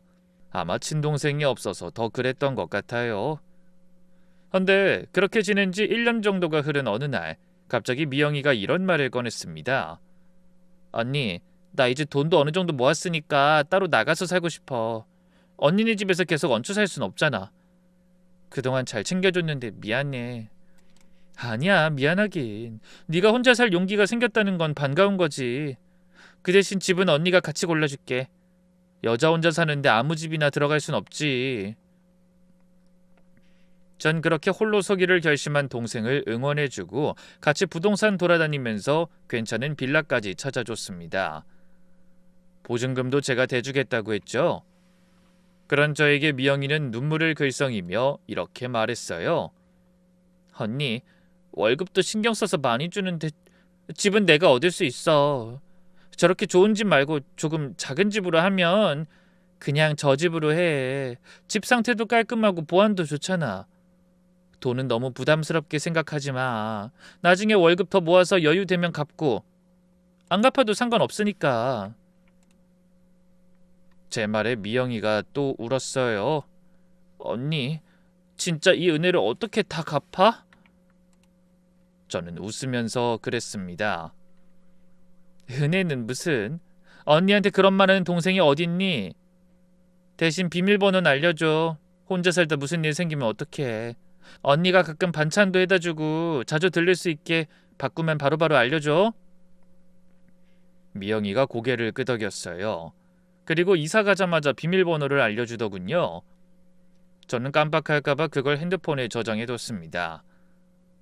마치 어린애를 물가에 내놓은 것처럼 무슨 일이 생길까봐 걱정됐거든요. 그게 나중에 어떤 용도로 쓰일 줄은 꿈에도 모른 채로 말이죠. 그런데 그렇게 저를 은인으로 여긴다던 미영이가 변했다고 느껴진 건 그로부터 몇 달 후였습니다. 미영이가 알게 모르게 저를 피하기 시작한 겁니다. 전에는 퇴근하고 저희 집에 자주 와서 같이 저녁 먹고 수다 떨고 그랬거든요. 그런데 어느 순간부터 계속 저와의 시간을 거부하더라고요. 미영아, 같이 저녁 먹은 지 오래됐는데 오늘 우리 집에 가서 삼겹살이라도 구워 먹을까? 어? 언니 미안한데 내가 오늘 좀 피곤해서 다음에 먹자. 그러면서 그냥 집에 가버리더라고요. 회사에서도 마찬가지였습니다. 눈이 마주치면 금방 피하거나 저와 같은 공간에 있길 불편해하는 것 같았어요. 저는 이상한 생각이 들어 물었죠. 미영아, 너 요즘 무슨 일 있어? 아니, 그런 거 없어. 그냥 요즘 몸이 안 좋은지 좀 피곤해서 그래. 신경 쓰지 마. 그래서 저는 동생 몸이 안 좋을까봐 걱정까지 했죠. 그런데 진짜 이상했던 건 남편이었습니다. 예전에도 늦을 때가 많았지만 그땐 이유가 있었거든요. 접대, 회식, 현장 문제, 그렇게 일에 관련된 것들이라 저도 대충 이유를 알고 있었어요. 하지만 그맘때는 그냥 늦었습니다. 이유를 물어봐도 늘 이런 말이 돌아왔죠. 일이 있었어. 딸랑 그 한마디 하고 방으로 들어가 버렸어요. 그러더니 전화기까지 숨겼습니다. 밤에 자면서도 베개 밑에 넣고 자고 화장실 갈 때도 들고 가고요. 하지만 처음엔 그냥 신경 쓰이는 정도였지 의심까지 하진 않았습니다. 20년을 함께 울고 웃은 사람이니 설마 하고 믿은 거죠. 하지만 얼마 후 절망적인 사건이 일어났습니다. 하루는 남편이 퇴근하면서 저를 보지도 않고 무심하게 이런 말을 툭 내뱉었어요. 나 오늘 거래처 미팅 있어. 늦을 거야. 그래서 저도 평소처럼 대답했죠. 알았어. 술 너무 많이 마시지 마. 헌데 남편이 나가고 1시간쯤 지났을 때 남편 책상에서 서류를 찾을 게 있어 서랍을 열었다가 영수증 한 장을 발견했어요. 혹시나 회사 일 때문에 사용한 영수증인가 싶어 경비 처리하려고 펼쳐봤죠. 그 순간 저는 깜짝 놀라서 잠시 멍해졌습니다. 그게 바로 꽃집 영수증이었기 때문입니다. 꽃집? 아니, 이 사람이 결혼기념일에도 창피하다고 안 사오는 꽃을 왜 산 거야? 너무 의아했습니다. 맨날 약속이라곤 거래처 미팅과 접대가 다라고 했던 사람이 꽃이 왜 필요했는지 어안이 벙벙했죠. 이 인간이 설마 여자를 만나는 건 아니겠지? 그런데 이상하게 그때 머릿속에 미영이가 떠올랐어요. 하지만 전 이내 고개를 저었죠. 어머, 내가 왜 이래? 갑자기 미영이는 왜 해? 설마 그 둘을 의심하는 거야? 아우, 말도 안 돼. 그런 생각을 하고 넘어가려 할 때 영수증에 찍힌 날짜가 보이자 눈이 절로 커졌습니다. 그날이 바로 다름 아닌 미영이의 생일이었기 때문이죠. 뭐지? 하필 미영이 생일날 이 남자가 꽃을 샀네? 그날 내가 같이 밥 먹자고 하니까 미영이가 몸살 기운이 있다고 그냥 쉬고 싶다고 했는데 설마 둘이 만난 건 아니겠지? 안 그래도 그맘때 저와 가장 가까운 두 사람이 이상한 행동을 보이는 게 계속 마음에 걸리던 참이었거든요. 그런데 의심에 기름을 붓는 일이 일어난 거죠. 아무리 아닐 거라고 도리질해도 자꾸 저를 피하던 미영이가 떠올라 가슴이 답답해졌어요. 그래서 고민 끝에 휴대폰을 꺼냈습니다. 그래, 괜히 속 끓이지 말고 미영이한테 전화해서 확인해보자. 괜한 걱정일 게 분명해. 하지만 미영이는 제 전화를 받지 않았어요. 한 번, 두 번, 세 번 계속 안 받았습니다. 전에는 아무리 바빠도 제 전화를 안 받은 적이 없는 아이였는데 이상했죠. 설마 그럴 리가 없어. 저는 손을 떨며 차키를 집어들었어요. 그리고 남편보다 먼저 퇴근한 미영이의 집으로 갔습니다. 운전하는 내내 숨이 가쁘고 현기증이 날 것 같아 애를 먹었죠. 그러면서도 마음속으론 간절하게 빌었습니다. 아니겠지. 내가 너무 예민한 거야. 다른 사람도 아니고 미영이가 절대 그럴 리가 없어. 잠시 후 제가 얻어준 빌라 앞에 도착했어요. 하지만 전 미영이를 만나기도 전에 하늘이 무너지는 절망감을 맛봐야 했습니다. 주차장에 차를 세우다 낯익은 차를 발견한 거예요. 네, 여러분이 예상하신 대로 바로 저희 남편의 차였습니다. 거래처 미팅하러 간다던 남편의 차가 바로 그곳에 있었어요. 그 순간 심장이 미친 듯이 뛰고 앞이 캄캄해졌습니다. 하지만 애써 정신을 차리려 노력하며 간신히 차에서 내려 빌라 안으로 들어섰네요. 미영이네 집은 5층이었습니다. 엘리베이터를 타고 올라가는 동안에도 터질 것 같은 심장을 부여잡고 고통에 떨어야 했죠. 하지만 막상 문 앞에 서자 오히려 정신이 맑아지는 기분이었습니다. 아마 돌이킬 수 없는 일이 일어나고 있다는 걸 인정하게 된 게 아닌가 싶어요. 저는 깊게 심호흡을 한 뒤 문 앞에서 한참을 고민했어요. 그러다 마침내 결심을 마치고 천천히 손을 들어 비밀번호를 눌렀습니다. 아끼는 동생을 챙겨주려고 물어본 그 비밀번호로 남편의 불륜 현장을 급습하게 된 상황이 참 어이없더군요. 몇 초 후 문이 열리자마자 눈앞에 지옥 같은 현장이 펼쳐졌습니다. 살짝 열린 방문을 통해 남편과 미영이가 분명한 두 사람이 좋아 죽겠다는 듯 웃고 있는 소리가 들렸거든요.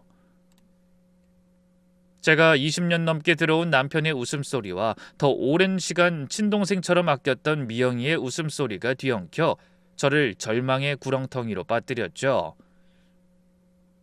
그 순간 시간이 멈춘 것 같았어요. 집안의 불은 다 꺼져 있고 방에서 흐릿한 빛 한 줄기만 새어나오고 있었습니다. 저는 신발도 벗지 못하고 그쪽으로 걸어갔어요. 다리가 떨려서 제대로 걷지도 못했네요. 휘청거리며 다가가 방문을 활짝 열어젖히자 남편과 미영이가 침대 위에 나란히 누워있는 모습이 눈에 들어왔습니다. 둘 다 제 얼굴을 보더니 눈이 휘둥그레져서 굳어버렸죠. 1초, 2초, 3초. 숨막히는 정적만 흐르고 아무도 입을 열지 못했습니다. 저도 말이 안 나왔어요. 입을 열려고 하는데 목이 막혀서 소리가 안 나오더라고요. 그때 침대 옆에 놓인 꽃병에 장미꽃이 탐스럽게 꽂혀 있는 게 눈에 들어오더군요. 며칠 전 미영이의 생일에 남편이 사준 꽃이 분명했죠. 저와 20년이 넘게 사는 동안 창피하다며 한 번도 사준 적이 없던 꽃이었어요. 저도 모르게 가슴 깊은 곳에서 한숨이 터져 나왔습니다. 헌데 그 순간 굳어있던 미영이가 천천히 일어나 저에게로 성큼성큼 다가왔어요. 그래서 당연히 무릎 꿇고 빌 줄 알았죠. 그 오랜 세월 챙겨준 동생이니까. 평소에 저를 은인처럼 여긴다고 했으니까 당연히 그럴 줄 알았습니다. 제가 보증금 대주고 비밀번호까지 알려달라고 했던 집에서 제 남편과 뒹굴었으니 면목이 없다고 빌 줄 알았어요. 하지만 곧 믿을 수 없는 일이 일어났습니다. 미영이가 갑자기 절 노려보며 다가오더니 손을 지켜들고 제 뺨을 후려치는 게 아니겠어요? 순간적으로 찰싹하는 소리가 좁은 방 안에 가득 채웠습니다. 너무 갑작스럽게 당한 일이라 저는 아픈 줄도 모르고 그냥 멍해졌어요. 뺨이 화끈거리는데 그게 현실인지 꿈인지 구분이 안 되더라고요. 그런데 저를 때린 미영이의 눈에는 눈물 대신 오히려 당당함이 엿보였습니다. 그러더니 마치 자기가 억울한 피해자인 것처럼 분하다는 듯이 소리쳤죠. 언니, 도대체 이게 무슨 짓이야? 혹시 남편 뒤라도 밟은 거야? 정말 지긋지긋하다. 뭐라고? 하루 종일 회사에서 감시하는 것도 모자라 미행까지 한 거잖아. 이러니 남자가 숨 막혀야지. 오죽했으면 종민 씨가 이러겠어? 종민 씨? 너 감히 내 앞에서 어떻게 그런 말을... 왜? 그럼 내 남자를 뭐라고 불러? 형부? 사장님? 근데 보다시피 이제 그런 사이 아니거든. 생각지도 못한 상황에 정신을 차릴 수 없던 저는 터져나오는 울음을 삼키며 말했어요. 네가 미치지 않고서 어떻게 이런 짓을 해? 저 사람이 누군지 몰라? 모르긴 너무나 잘 알지. 마누라한테 질려서 힘들어하는 불쌍한 남자잖아. 본인이 우리 사이 눈으로 다 확인했으면서 뭘 더 알고 싶은 거야? 너 지금 이 상황에서 할 말이 그것뿐이야? 다리를 붙잡고 매달려도 용서 못할 일을 저질러 놓고 오히려 큰 소리를 쳐? 언니야말로 정신 차려. 남의 집에 말도 없이 들어오는 게 얼마나 몰상식한 짓인지 몰라? 이거 엄연히 주거침입이야. 너희 미친... 그 말에 저도 모르게 눈이 돌아 조금 전에 미영이한테 당했던 일을 그대로 돌려줬습니다. 분노로 덜덜 떨리는 손을 들어 있는 힘껏 휘두른 겁니다. 그 바람에 뺨을 제대로 맞은 미영이가 바닥으로 나가 떨어졌어요. 그 모습을 보고 침대에 엉거주춤 앉아있던 남편이 벌떡 일어나 넘어진 미영이에게 달려가며 저를 향해 소리쳤습니다. 여보, 제발 진정해. 이러다 진짜 큰일 나겠어. 미영아, 괜찮아? 당신 지금 누굴 걱정하는 거야? 그 주둥이 다물지 못해? 그 말에 남편이 주춤하더군요. 하지만 상간녀는 맞은 게 억울한지 뺨을 만지며 저를 노려봤습니다. 자기가 먼저 저를 때린 건 금방 까먹은 것 같더라고요. 몇 년 전까지도 이혼당하고 여인숙에서 라면이나 먹던 주제에 평생 갚아도 다 못 갚을 것 같았던 은혜를 어떻게 이런 식으로 갚는지 기막히다 못해 억장이 무너졌습니다. 그런데 뻔뻔하긴 남편도 상간녀 못지 않았어요. 저에게 최소한 미안한 표정 정도는 할 줄 알았는데 오히려 자기 불륜 상대 다칠까봐 소리치는 꼴이 황당하기 그지없었죠. 하지만 남편의 낯두꺼운 짓은 그뿐만이 아니었어요. 제가 잠깐 조용히 숨을 고르고 있자 주섬주섬 옷을 주워 입고 거실로 나가더니 가방에서 뭔가를 꺼내더라고요. 언뜻 보니 서류 봉투였는데 그걸 저한테 내밀며 덤덤하게 이런 말을 늘어놓는 거예요. 이혼 서류야, 도장 찍어줘. 그 분위기에서 아무렇지도 않게 이혼 서류를 내밀다니 미친 사람인 줄 알았습니다. 게다가 저를 만날 줄 몰랐을 텐데 그걸 꺼낸 걸 보니 이혼 서류를 매일 가슴에 품고 다녔던 말이 되는 거잖아요. 제가 황당한 표정으로 바라보자 남편이 말없이 서류를 꺼내 바닥에 내려놨어요. 남편 도장은 이미 찍혀 있고 제 자리만 비어 있었습니다. 그러더니 고개를 숙이고 딱 한마디 하더군요. 미안하다. 하지만 그 목소리 어디에서도 미안함은 느낄 수 없었습니다. 그냥 형식적으로 하는 말이 분명했어요. 나 미영이랑 새로 시작하고 싶어. 위자료 넉넉하게 챙겨줄 테니까 서로 기운 빼지 말고 얼른 정리하자. 뭐야? 그걸 말이라고 하는 거야? 내가 20년 넘게 회사를 위해서 얼마나 개고생했는지 가장 잘 아는 사람이 그딴 소리가 나와? 그게 위자료 몇 푼으로 정리될 일이야? 아이, 그럼 어쩌라는 거야. 너도 나랑 미영이 사이 다 알았는데 계속 이대로 살 순 없을 거 아니야. 그때 미영이가 남편 옆으로 다가가 슬쩍 팔짱을 끼며 절 바라봤어요. 마치 원래 거기가 자기 자리인 것처럼 여유 있는 표정이더군요. 그 얼굴을 보자 갑자기 몇 년 전 여인숙에서 라면 먹으면서 울던 모습이 떠올랐습니다. 그때 갈 곳이 없다며 울던 사람과 같은 인간이 맞나 싶은 생각이 들더라고요. 어디 그뿐인가요? 빌라를 얻어주자 눈물을 글썽이며 은혜 갚겠다고 다짐하던 애가 바로 그 집에서 제 남편을 끌어안고 뒹군 거예요. 너무 어이가 없고 황당해 조금 전에 전투력이 다 사라져버리는 것 같았습니다. 이것들 때문에 내 에너지를 쓰는 것도 아깝구나. 그런 생각이 들더라고요. 그때 뻔뻔한 상간녀가 입을 열었어요. 종민 씨랑 나도 처음엔 정말 이러고 싶지 않아서 노력 많이 했어. 내가 왜 그 집에서 나온다고 했는지 알아? 서로 끌리는 마음을 어떻게든 거부해보려고 그런 거야. 뭐라고? 그럼 그때부터 너희 둘이 서로 그런 마음을 먹고 있었다는 말이야? 그래. 그러게 왜 그렇게 자신은 돌보지 않고 일에만 매달렸어? 우리가 이렇게 된 데는 언니 책임도 커. 맨날 일. 회사에서도 지겹도록 보는 얼굴 집에서도 보면서 일 얘기만 들으려니 종민 씨가 얼마나 지겨웠겠냐고. 원래 남자는 여우랑은 살아도 곰이랑은 못 산다는 것도 몰라? 닥쳐! 너희가 원래 더러운 것들이니까 벌어진 일을 어디 내 탓으로 돌리는 거야? 그러고는 벌떡 일어서자 남편과 그 상간녀가 살짝 긴장하는 게 보였습니다. 제가 뭐라도 깨부술 줄 알고 움찔하는 것 같았어요. 하지만 저는 소리치고 박살내는 대신 이혼 서류를 들고 일어섰습니다. 찢어버릴까? 던져버릴까? 아니면 소리를 지를까? 짧은 순간 여러 생각이 스쳤어요. 근데 이상하게 몸이 안 움직이더라고요. 온몸에 힘이 쭉 빠지는 느낌이었습니다. 그러다 다리가 후들거리고 눈앞이 흐려지더니 그 다음은 기억이 안 나네요. 아마 제가 정신을 잃었던 것 같습니다. 눈을 떠보니 하얀 천장이 보이더라고요. 무슨 일인진 몰라도 정신이 없는데 누군가 옆에서 훌쩍이는 게 느껴졌어요. 고개를 돌려보니 제 하나뿐인 아들 재민이었습니다. 이제 갓 대학에 들어간 아들이 눈이 퉁퉁 붓도록 울고 있었어요. 저는 간신히 남은 힘을 끌어모아 아들을 불렀죠. 재민아, 여기가 어디니? 병원이니? 엄마 괜찮아? 눈을 동그랗게 뜬 아들이 제 손을 잡으며 물었습니다. 저는 말없이 고개를 끄덕이고 아들을 바라보기만 했어요. 어떻게 된 건지 묻고 싶었지만 눈물이 터질 것 같아 아무 말도 할 수가 없었습니다. 아들한테 뭐라고 말해야 할지 모르겠더라고요. 아빠가 바람 피웠다고, 그것도 이모라고 부르던 여자랑 그런 짓을 벌였다는 걸 어떻게 말하겠어요?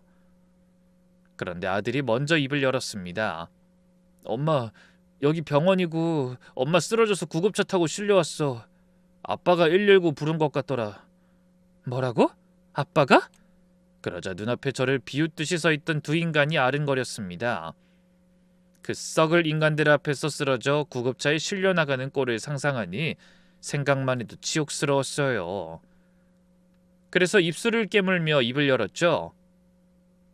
재민아, 너희 아빠가... 한데 그때 아들이 제 말을 막으며 놀랄 얘기를 꺼냈어요. 엄마, 나 다 알아. 아빠가 미영이 이모랑 새 출발하고 싶다고 하더라. 그 말에 저는 눈을 커다랗게 뜨며 물었죠. 뭐야? 그 미친 인간이 너한테도 그런 소리 짓거렸단 말이야? 완전히 정신이 나갔구나. 나 괜찮아, 엄마. 이제 나도 어린애가 아니잖아. 아빠가 너무 괘씸하지만 지금 나한테 중요한 건 엄마야. 그 사람들이 무슨 짓을 하는지는 이제 나한테 중요하지 않아. 재민아. 제가 생각한 것보다 아들이 더 의젓한 어린이 된 것 같아 갑자기 뭉클했습니다.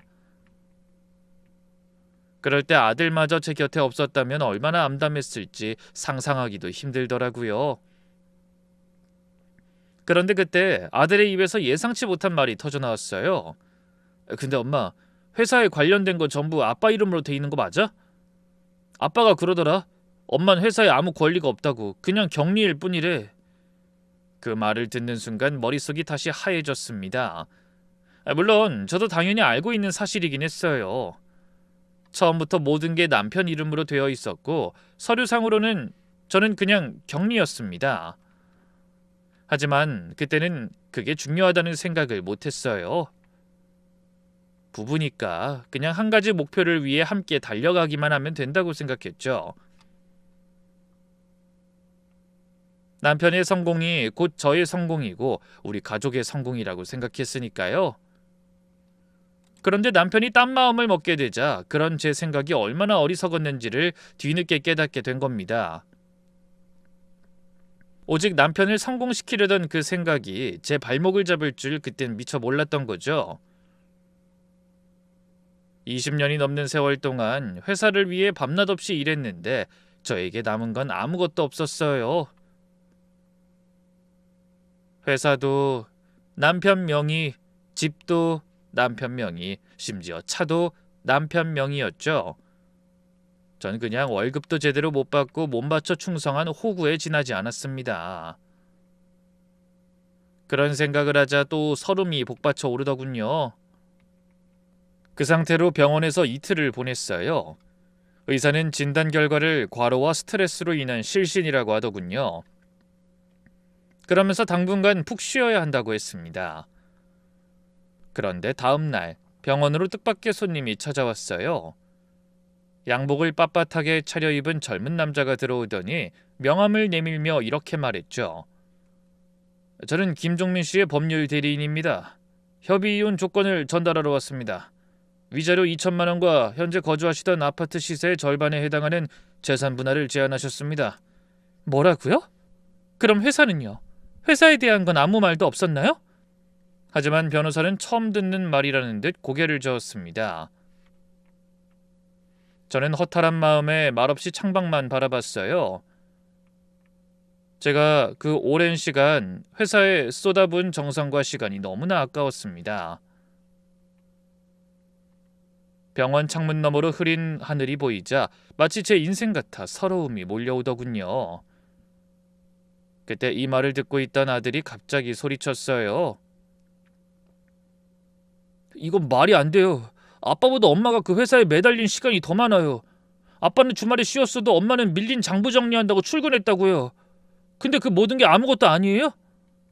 아들이 얼굴을 밝히자 변호사가 난처한 표정을 지었습니다. 전 그저 제 의뢰인의 제안을 전달하러 온 것뿐입니다. 협의 이혼을 하지 않으시고 소송까지 가시면 그 비용과 과정이 상상하시던 것보다 훨씬 많이 들고. 하지만 아들이 그 말을 자르며 떨리는 목소리로 외쳤습니다. 알았으니 그만 나가주세요. 당장요. 분노와 슬픔이 섞인 목소리였죠. 아들의 험한 표정에 변호사가 서류를 내려놓고 일어섰습니다. 생각해보시고 이 명함에 있는 번호로 연락 부탁드립니다. 그럼 빨리 회복되시길 바랍니다. 그 말을 남기고 병실을 나갔습니다. 문이 닫히자 재민이가 제 옆에 와서 앉았어요. 엄마, 절대 도장 찍지 마. 아빠한테 따져야지. 우리도 변호사 구해서 싸우자. 내가 알아보니까 유책 배우자는 원래 먼저 이혼 말에 꺼낼 자격도 없는 거래. 전 그런 아들의 손을 잡았습니다. 손에서 전해지는 온기가 얼어붙은 제 마음을 따뜻하게 녹여주는 것 같았어요. 이제 이 손이 내가 가진 전부구나 하는 생각이 들었죠. 재민아, 변호사 선임하려면 돈이 있어야 해. 시간도 많이 들고. 그런다고 반드시 더 많은 재산을 받을 거라는 보장도 없고. 엄마, 그건 걱정하지 마. 내가 알바해서라도 변호사 비용 만들게. 아르바이트 3개 뛰면 되잖아. 엄마가 이렇게 당하고만 있는데 내가 못할 게 뭐가 있어. 아들이 울먹이면서 말했습니다. 20살짜리가 아르바이트 3개 뛰어서 그 돈으로 엄마를 위해 이혼 변호사를 선임하겠다니 가슴이 찢어지는 것 같았어요. 그래서 저는 결단을 내렸습니다. 오랜 격리 생활이 몸에 밴 탓인지 숫자 앞에서는 냉정해지더라고요. 소송을 해봤자 얼마나 걸릴지 모르고 변호사 비용 내고 나면 남는 것도 없을지 모를 일이었어요. 그리고 제가 그렇게 소송에 매달리면 아들과 저의 생활도 엉망이 될 게 뻔했죠. 그렇다고 20년 넘게 산 마누라 뒤통수를 친 그 인간과 계속 부부로 살고 싶은 마음도 없었습니다. 다른 사람도 아니고 저와 친자매나 다름없는 여자인 걸 뻔히 알면서 그런 짐승 같은 짓을 저지르다니 생각만 해도 소름이 끼쳤어요. 그래서 저는 일단 물러나기로 했습니다. 그래, 지금은 때가 아니야. 싸울 거면 제대로 무기를 만들어서 싸워야지. 며칠 뒤 저는 변호사가 내민 이혼 서류에 도장을 찍었습니다. 아들은 옆에서 기를 쓰고 절 말렸어요. 엄마 안 돼. 이런 말도 안 되는 조건에 도장 찍지 마. 아무리 힘들어도 포기하면 안 된다고. 이건 진짜 아니야. 하지만 전 아들의 눈을 보면서 말했습니다. 재민아, 네 마음은 알아. 하지만 엄마한테도 다 생각이 있어. 지금은 그냥 엄마가 하는 대로 지켜보면서 믿고 기다려줄래? 엄마도 더는 바보같이 당하고만 있진 않을 거야. 걱정하지 마. 아들은 무슨 뜻인지 모르겠다는 얼굴을 했죠. 전 그런 아들의 손을 꼭 잡으며 절대 그대로 무너지지 않겠다고 다짐하고 또 다짐했습니다. 그로부터 얼마 뒤 이혼 신고가 완료됐어요. 바로 그날 저는 짐을 싸서 집에서 나왔습니다. 저는 재산 분할을 받았고 그 집은 남편 명의였으니까요. 이사갈 집이 좁아 가져갈 수 있는 건 옷가지 몇 벌이랑 간단한 물건들 뿐이었습니다. 짐을 챙기고 거실에 서서 집안을 둘러봤어요. 그 집을 살 때 제가 얼마나 기뻐했는지 떠오르더군요. 반지하에서 시작해서 30평 아파트 주인이 됐을 때 남편이랑 거실 한가운데 서서 부둥켜 안고 울었거든요. 하지만 저는 미련을 버리고 새로운 삶을 살기 위해 아들의 손을 잡고 추억이 담긴 그 집을 떠났습니다. 새로 구한 집은 아들의 학교 근처 방 2칸의 작은 빌라였어요. 위자료랑 재산 분할로 받은 돈이 있어 조금 더 나은 집을 구할 수도 있었지만 그걸 다 쓸 수는 없었습니다. 앞으로 뭘 어떻게 해야 할지도 모르는데 돈을 막 쓸 수는 없잖아요. 오래된 집이라 그런지 처음 들어갔을 때 곰팡내가 좀 나더라고요. 예전 신혼집이 생각났어요. 그때도 곰팡내 나는 반지하에서 신혼을 시작했으니까요. 어쩐지 인생이 제자리로 돌아온 것 같은 생각이 들더군요. 하지만 슬퍼하지 않으려 했습니다. 제 곁에는 든든한 아들이 있었으니까요. 헌데 며칠 뒤에 친하게 지내던 이웃으로부터 기막힌 소식을 듣게 됐습니다. 미영이와 남편이 제가 살던 그 집에서 본격적으로 살림을 차렸다는 겁니다. 곳곳에 제 손길이 닿아 있는 집에서 둘이 새 살림을 시작하다니 참 강적이라고 생각이 들더라고요. 주변 사람들 눈도 있으니 집을 팔진 않더라도 적어도 세를 주고 이사할 거라고 생각했거든요. 하지만 오히려 저 보란 듯이 그러는 것 같다는 생각이 들어 어이가 없더군요. 두 사람의 그런 행태가 오히려 저를 자극했습니다. 억울하고 황당한 생각이 들자 눈물이 마르더라고요. 그리고 눈물이 마르니까 다른 게 느껴지기 시작했어요. 참을 수 없이 뜨겁고 단단한 분노가 가슴 한가운데서 끓어오르기 시작한 거예요. 그래서 그동안 조용히 생각해오던 일을 실행에 옮기기로 결심했습니다. 저는 20년 넘게 격리 일을 하며 오랜 세월 동안 회사에서 오가는 모든 숫자와 관련된 것들을 다뤘어요. 들어오는 돈, 나가는 돈, 세금, 비자금 그 모든 게 다 제 손을 거쳐갔습니다. 남편은 영업 따오고 현장 일만 했지 그런 일을 전혀 몰랐어요. 자기가 뭘 모르는지조차도 몰랐죠. 남편은 저한테 회사에 관해 아무 권리가 없다고 했지만 그 회사의 진짜 속살을 아는 사람은 바로 저였어요. 그래서 저는 조용히 칼을 갈며 2달을 기다렸습니다. 천천히 아무도 모르게요. 제일 먼저 한 일은 고향에 내려간 거였어요. 미영이의 전 남편을 찾아간 거죠. 미영이의 본색을 알고 나니 이혼에 관련된 말이 사실인지 확인해봐야겠다는 생각이 들더라고요. 저한텐 분명 남편이 술버릇이 나빠서 맞고 살았고 도박에 빠져서 생활비도 안 줬다고 했어요. 저도 그 말을 곧이곧대로 믿었고요. 그래서 불쌍하게 생각해 서울로 데려온 건데 이 사람이 배신을 당하고 나니 모든 게 의심스러워지더군요. 그래서 고향에 내려가 수소문 끝에 읍내 철물점에서 일한다는 남자를 찾아갔습니다. 저 미영이 전 남편 맞으시죠? 남자의 표정이 살짝 굳더라고요. 미영이요? 네, 맞는데 왜요?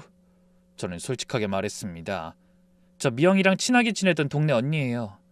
예전에 결혼하기 전에 인사도 했었고 결혼식에서도 만났었는데. 남자가 저를 위아래로 훑어보더니 고개를 끄덕였어요. 아, 그 서울에 사신다던 분? 기억나는 것 같네요. 그때 축의금 많이 주셨다고 미영이가 얘기했던 기억이 나요. 그러더니 의자를 하나 끌어다 줬어요. 앉으세요. 근데 무슨 일로 오신 거죠? 저는 망설이다 조심스럽게 물었습니다. 미영이가 자기가 이혼한 이유가 남편의 도박과 술주정 때문이라고 했어요. 맞으면서 살았다고. 그 말에 남자가 잠깐 말이 없더니 한숨을 쉬었어요. 그리고 저를 똑바로 보면서 말했습니다. 아니, 무슨 그런 말도 안 되는 소리를. 맹세코 저는 한 번도 그런 적 없습니다. 남자의 단호한 말에 전 가슴이 철렁했어요. 그리고 저는 원래 술도 잘 안 마셔요. 맥주 한두 캔이 전부고 도박은 해본 적도 없고요. 그럼 왜 이혼한 거예요? 남자가 긴 한숨을 쉬더니 입을 열었는데 제가 알던 것과는 너무나 다른 말이 튀어나왔습니다. 그 계집애가 제 친구랑 바람을 피웠어요. 저는 깜짝 놀라서 소리치듯 물었어요. 뭐라고요? 놀라셨죠? 저도 처음엔 몰랐어요. 근데 동네에서 소문이 돌더라고요. 등잔 밑이 어둡다고 저만 몰랐던 거예요. 결국 둘이 모텔에 있는 걸 제가 두 눈으로 확인까지 하게 됐죠. 남자의 목소리가 떨렸습니다. 꽤 오래전 일인데도 이가 갈리는 모양이더군요. 그 마음은 누구보다 제가 잘 알고 있었죠. 너무 끔찍했지만 울고불고 빌길래 한 번은 눈 감아줬어요. 근데 그게 말뿐이더라고요. 뒤에서 둘이 계속 만난 거예요. 결국 참다 이혼했습니다. 제가 때렸다느니 도박을 했다느니 다 말도 안 되는 거짓말이에요. 이 동네 사람들한테 물어보세요. 동네 창피해서 이사 가려다가 이 악물고 살고 있는 거니까. 저는 잠시 멍해져서 아무 말도 하지 못했습니다. 자기가 남편 친구랑 바람을 피워놓고 피해자인 척하는 걸 생각하니 입을 다물 수가 없더군요. 남자는 제가 믿지 못하는 것 같은 생각이 드는지 이런 말을 덧붙였어요. 원하시면 증거도 보여드릴 수 있어요. 당시에 변호사가 증거 모으라고 해서 다 모아뒀거든요. 두 인간이 주고받은 문자, 사진 다 있어요. 그래서 저는 그 자료를 다 받아왔습니다. 제 사정을 말하니 그 남자도 황당해하며 저를 도와주고 싶어 했거든요. 고향을 떠나오며 피해자 행세하던 미영이가 떠올라 헛웃음이 나왔습니다. 박미영, 너 불쌍한 척이 특기였구나.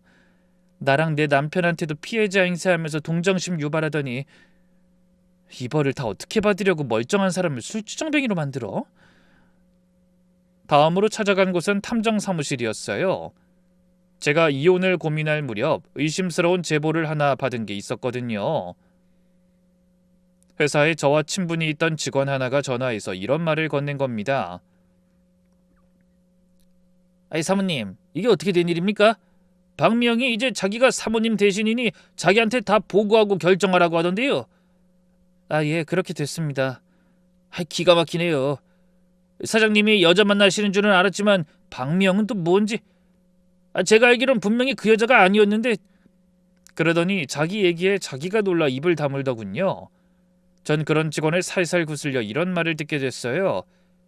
아니, 사실은 사장님이 한 달 전쯤에 거래처 접대하러 갔던 술집에서 알게 된 여자랑 계속 만나고 계시는 것 같았거든요. 뭐라고요? 그런 일이 있었어요? 그래서 탐정에게 제 전남편이 미영이 말고 다른 여자를 만나는지 확인해달라고 부탁한 겁니다. 그런데 딱 2주 뒤에 아주 만족스러운 결과가 나왔습니다. 남편이 미영이보다 훨씬 어린 접대부랑 모텔을 드나드는 장면이 찍힌 사진을 건네받은 겁니다. 그 망할 인간이 미영이도 모자라 또 다른 여자를 만나고 다닌 겁니다. 그 사진을 보며 허공에 대고 탄식했죠. 야, 이 인간 아주 가지가지 하는구나. 내가 몰랐던 거지 그동안 여자가 몇 명이나 더 있었는지도 모를 일이네. 더러운 자식. 그렇게 절 무시하며 잘난 척하던 미영이도 결국 저랑 같은 처지라는 게 웃기기도 하고 어이없기도 하더군요. 자기도 뒤통수 맞고 있는 줄 모르고 잘난 척하던 꼴이 생각나 웃음이 났죠. 부지런한 남편 덕분에 저에게는 반가운 카드가 2장 생겼습니다. 미영이의 과거 그리고 남편의 바람. 저는 이 카드를 어떻게 쓸지 천천히 생각했어요. 저를 몰아내고 안주인 노릇에 푹 빠져있는 상간녀에게 충분히 즐길 시간을 주기 위해서였죠. 원래 행복이 최고조에 달했을 때 빼앗겨야 더 피눈물이 나는 법 아니겠어요? 그래서 전 일부러 한 달쯤 기다렸다 남편의 상간녀에게 연락했습니다. 미영아, 나야, 은숙이 언니. 전화기 너머로 침묵이 흐르는 걸 보니 상대가 당황한 것 같더라고요. 언니? 무슨 일이야? 그 목소리를 듣자 목구멍으로 뜨거운 분노가 치솟았지만 전 가능한 나긋나긋한 목소리로 말하려 노력했습니다. 나 많이 생각해봤는데 너한테 화낼 일이 아니라는 생각이 들더라. 그 인간이 원래 그런 인간인데 왜 우리가 그런 인간 때문에 그 오랜 세월 쌓은 정을 버려야 하나 싶더라고. 미영이가 한참 말이 없다가 조심스럽게 대답했어요. 이 언니가 갑자기 왜 이래? 무슨 꿍꿍이야? 예상대로 저를 잔뜩 경계하는 것 같았지만 저는 물러서지 않았습니다. 미영아, 우리 만나서 커피 한잔하면서 얘기하자. 너한테 꼭 해줄 말이 있어. 그래서 결국 저는 남편의 상간녀와 몇 달 만에 마주하게 됐어요. 대체 제가 왜 갑자기 연락했는지, 무슨 얘기를 하겠다는 건지 궁금했겠죠? 저는 최대한 편안한 표정으로 웃으면서 인사했어요. 미영아, 잘 지냈어? 얼굴 좋아졌다. 그 인간이 아직은 잘해주지? 왜 이러는 거야? 우리 사이에 무슨 할 말이 있다고? 괜히 허튼 소리 하려면 관둬. 그런 거 아니야. 나 오히려 너한테 고마워. 솔직히 그동안 그 인간이 속썩인 게 한두 번이 아니었거든. 근데 내가 창피해서 너한테도 말 못하고 속앓이를 많이 했어. 뭐? 그게 무슨 소리야? 드디어 미영이의 얼굴에 호기심이 떠오르는 게 느껴졌어요. 그래서 저는 어두운 얼굴로 한숨을 쉬며 입을 열었습니다. 미영아, 너도 조심해. 언제 내 꼴 날지 모르는 거야. 그러고는 탐정사무소에서 받은 사진을 슬쩍 보여줬습니다. 남편이 그 20대 접대부랑 모텔로 들어가는 장면이 찍힌 사진이었죠.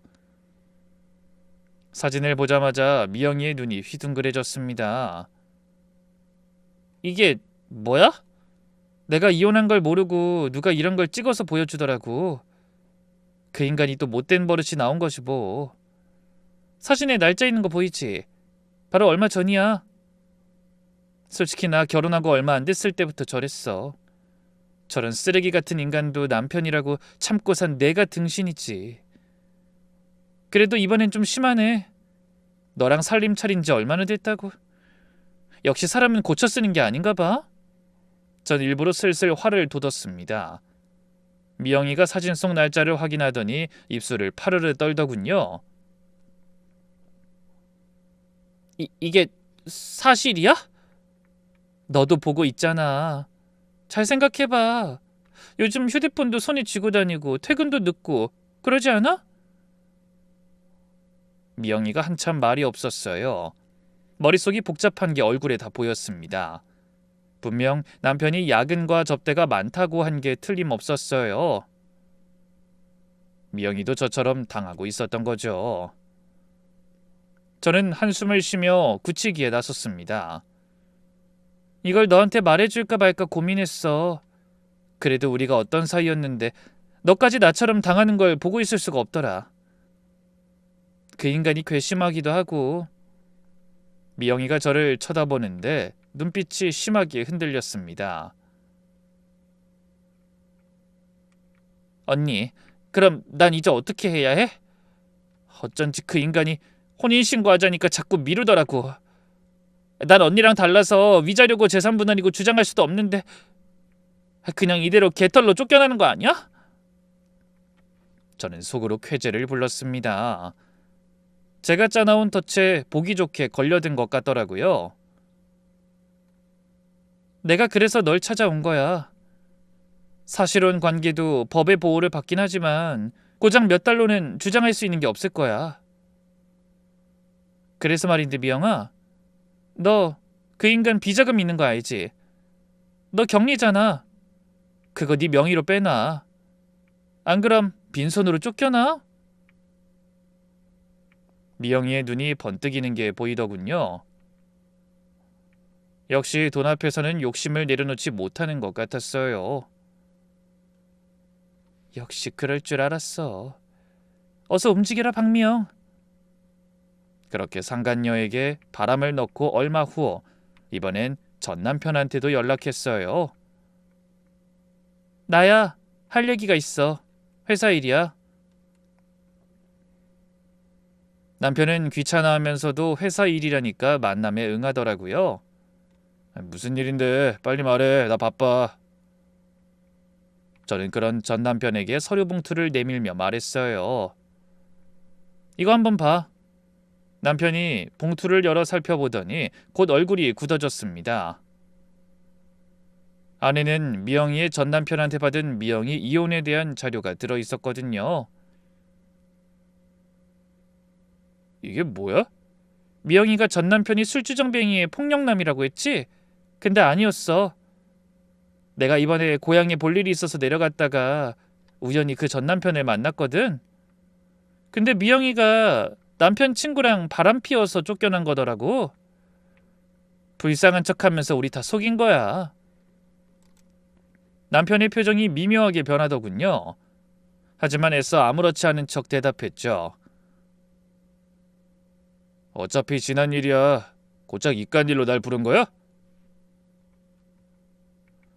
하지만 전 흔들리지 않고 무심하게 덧붙였어요. 아니, 이건 그냥 미영이 걔가 천연덕스러운 얼굴로 얼마나 거짓말을 잘하는 앤지 말해주고 싶어서 보여준 것뿐이야. 내가 회사 직원한테 들은 게 있는데 요즘 미영이가 당신 비자금 계좌 만지는 거 알아? 슬슬 빼돌리고 있던데. 당신은 모를 것 같더라. 뭐 나야 상관없지만 그래도 예정이 있어서 그런가 가만히 있기가 찝찝하더라고. 당신이 그래도 재민이 아빠잖아. 드디어 남편의 눈이 심하게 흔들렸습니다. 상간녀에 대한 의심이 싹트는 게 보이더군요. 저는 목적을 달성하고 자리에서 일어서며 말했어요. 조심해. 당신이 나하고만 살아서 모르나 본데 여자처럼 무서운 거 없어? 그런 말을 남긴 후 돌아섰습니다. 의심의 씨앗을 뿌렸으니 무럭무럭 자라는 건 시간 문제라는 생각이 들었죠. 그 뒤로 남은 건 기다리는 것뿐이었어요.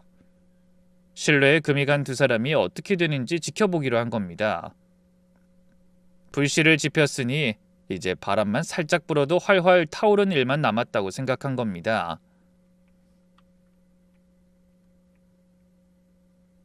아니나 다를까 한 달쯤 지났을 때 제가 심어놓은 스파이에게 연락이 왔어요. 예전에 친하게 지내던 이웃 여자였죠. 재민이 엄마, 그 집에서 어제 난리가 났었어. 둘이 얼마나 치고받고 싸우는지 옆집에서 신고해서 밤에 경찰까지 출동했다니까. 저는 콧노래를 불렀습니다. 이제 시작됐구나 싶었거든요. 그날 밤 둘 사이에 무슨 일이 있었는지도 생생하게 듣게 됐어요. 남편은 미영이의 짐을 뒤졌다고 하더군요. 거기서 비자금 빼돌린 통장을 발견한 모양이었습니다. 비슷한 시기에 미영이도 남편의 휴대폰을 몰래 훔쳐봤다가 그 20대 여자랑 주고받은 문자 메시지를 발견했고요. 결국 둘 다 폭발한 거죠. 너 내 돈 빼돌린 거 다 알아. 처음부터 그것 때문에 불쌍한 척하면서 접근한 거지? 뭐? 네가 나한테 그런 말할 자격이 있어? 새파랗게 어린 여자나 만나고 다니는 주제에. 경찰이 출동해 집 밖으로 나온 두 사람이 복도에서까지 그렇게 싸워댔다고 하더군요. 당연히 이웃들도 그 소리를 다 들었고요. 그런 일이 있고 얼마 후 남편이 미영이를 횡령으로 경찰에 신고했답니다. 미영이는 남편을 비자금 조성, 탈세, 배임으로 고발했고요. 서로를 물어뜯고 누가 더 나쁜 인간인지 증명하려고 상대방의 잘못을 모두 들춰낸 겁니다. 저는 단 한 번도 직접 나서지 않았어요. 전화 한 통, 고소장 한 장 쓴 적 없죠. 그냥 두 사람이 스스로 서로를 파멸시키는 걸 조용히 지켜보기만 했습니다. 결국 두 사람은 경찰의 조사를 받고 남편의 회사는 엄청난 세금을 내야 할 처지가 됐다고 하더군요. 수사가 한창일 때 전 마지막 카드를 꺼냈어요. 사실 저는 20년 넘게 격리 생활하며 남편 모르게 저만 아는 계좌를 만들어뒀습니다. 남편은 사업하며 씀씀이가 커져 수익 관리를 제대로 할 줄 모르고 그저 쓸 줄만 알았어요. 그래서 믿을 수가 없었거든요. 하지만 제가 딴 주머니 찬 걸 알면 그 돈마저 쓰려고 들 것 같아 제 친정어머니 이름으로 따로 돈을 모아온 거예요. 물론 그때는 가족을 위해 한 일이었는데 남편의 배신으로 돈의 용도가 완전히 달라져 버린 거죠. 그게 어느새 차곡차곡 쌓여 3억이 넘는 돈이 되더라고요. 그런 일이 있고 1년이라는 시간이 흘렀습니다. 남편은 횡령, 배임, 탈세 혐의로 조사를 받고 결국 어마어마한 세금을 추징당했어요. 그 바람에 회사 이미지가 나락으로 떨어져 피땀으로 일군 회사는 폐업 수순을 밟게 됐습니다. 남편도 세금과 벌금으로 남은 재산을 다 날려먹고 빈털터리가 됐죠. 제가 힘들여 만든 회사가 사라지는 게 속쓰렸지만 어쩔 수 없는 일이었네요.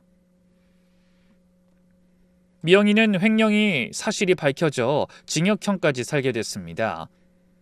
그 과정에서도 두 인간이 서로 흉하게 물어뜯으며 개싸움을 벌였다는 풍문이 들려오더군요.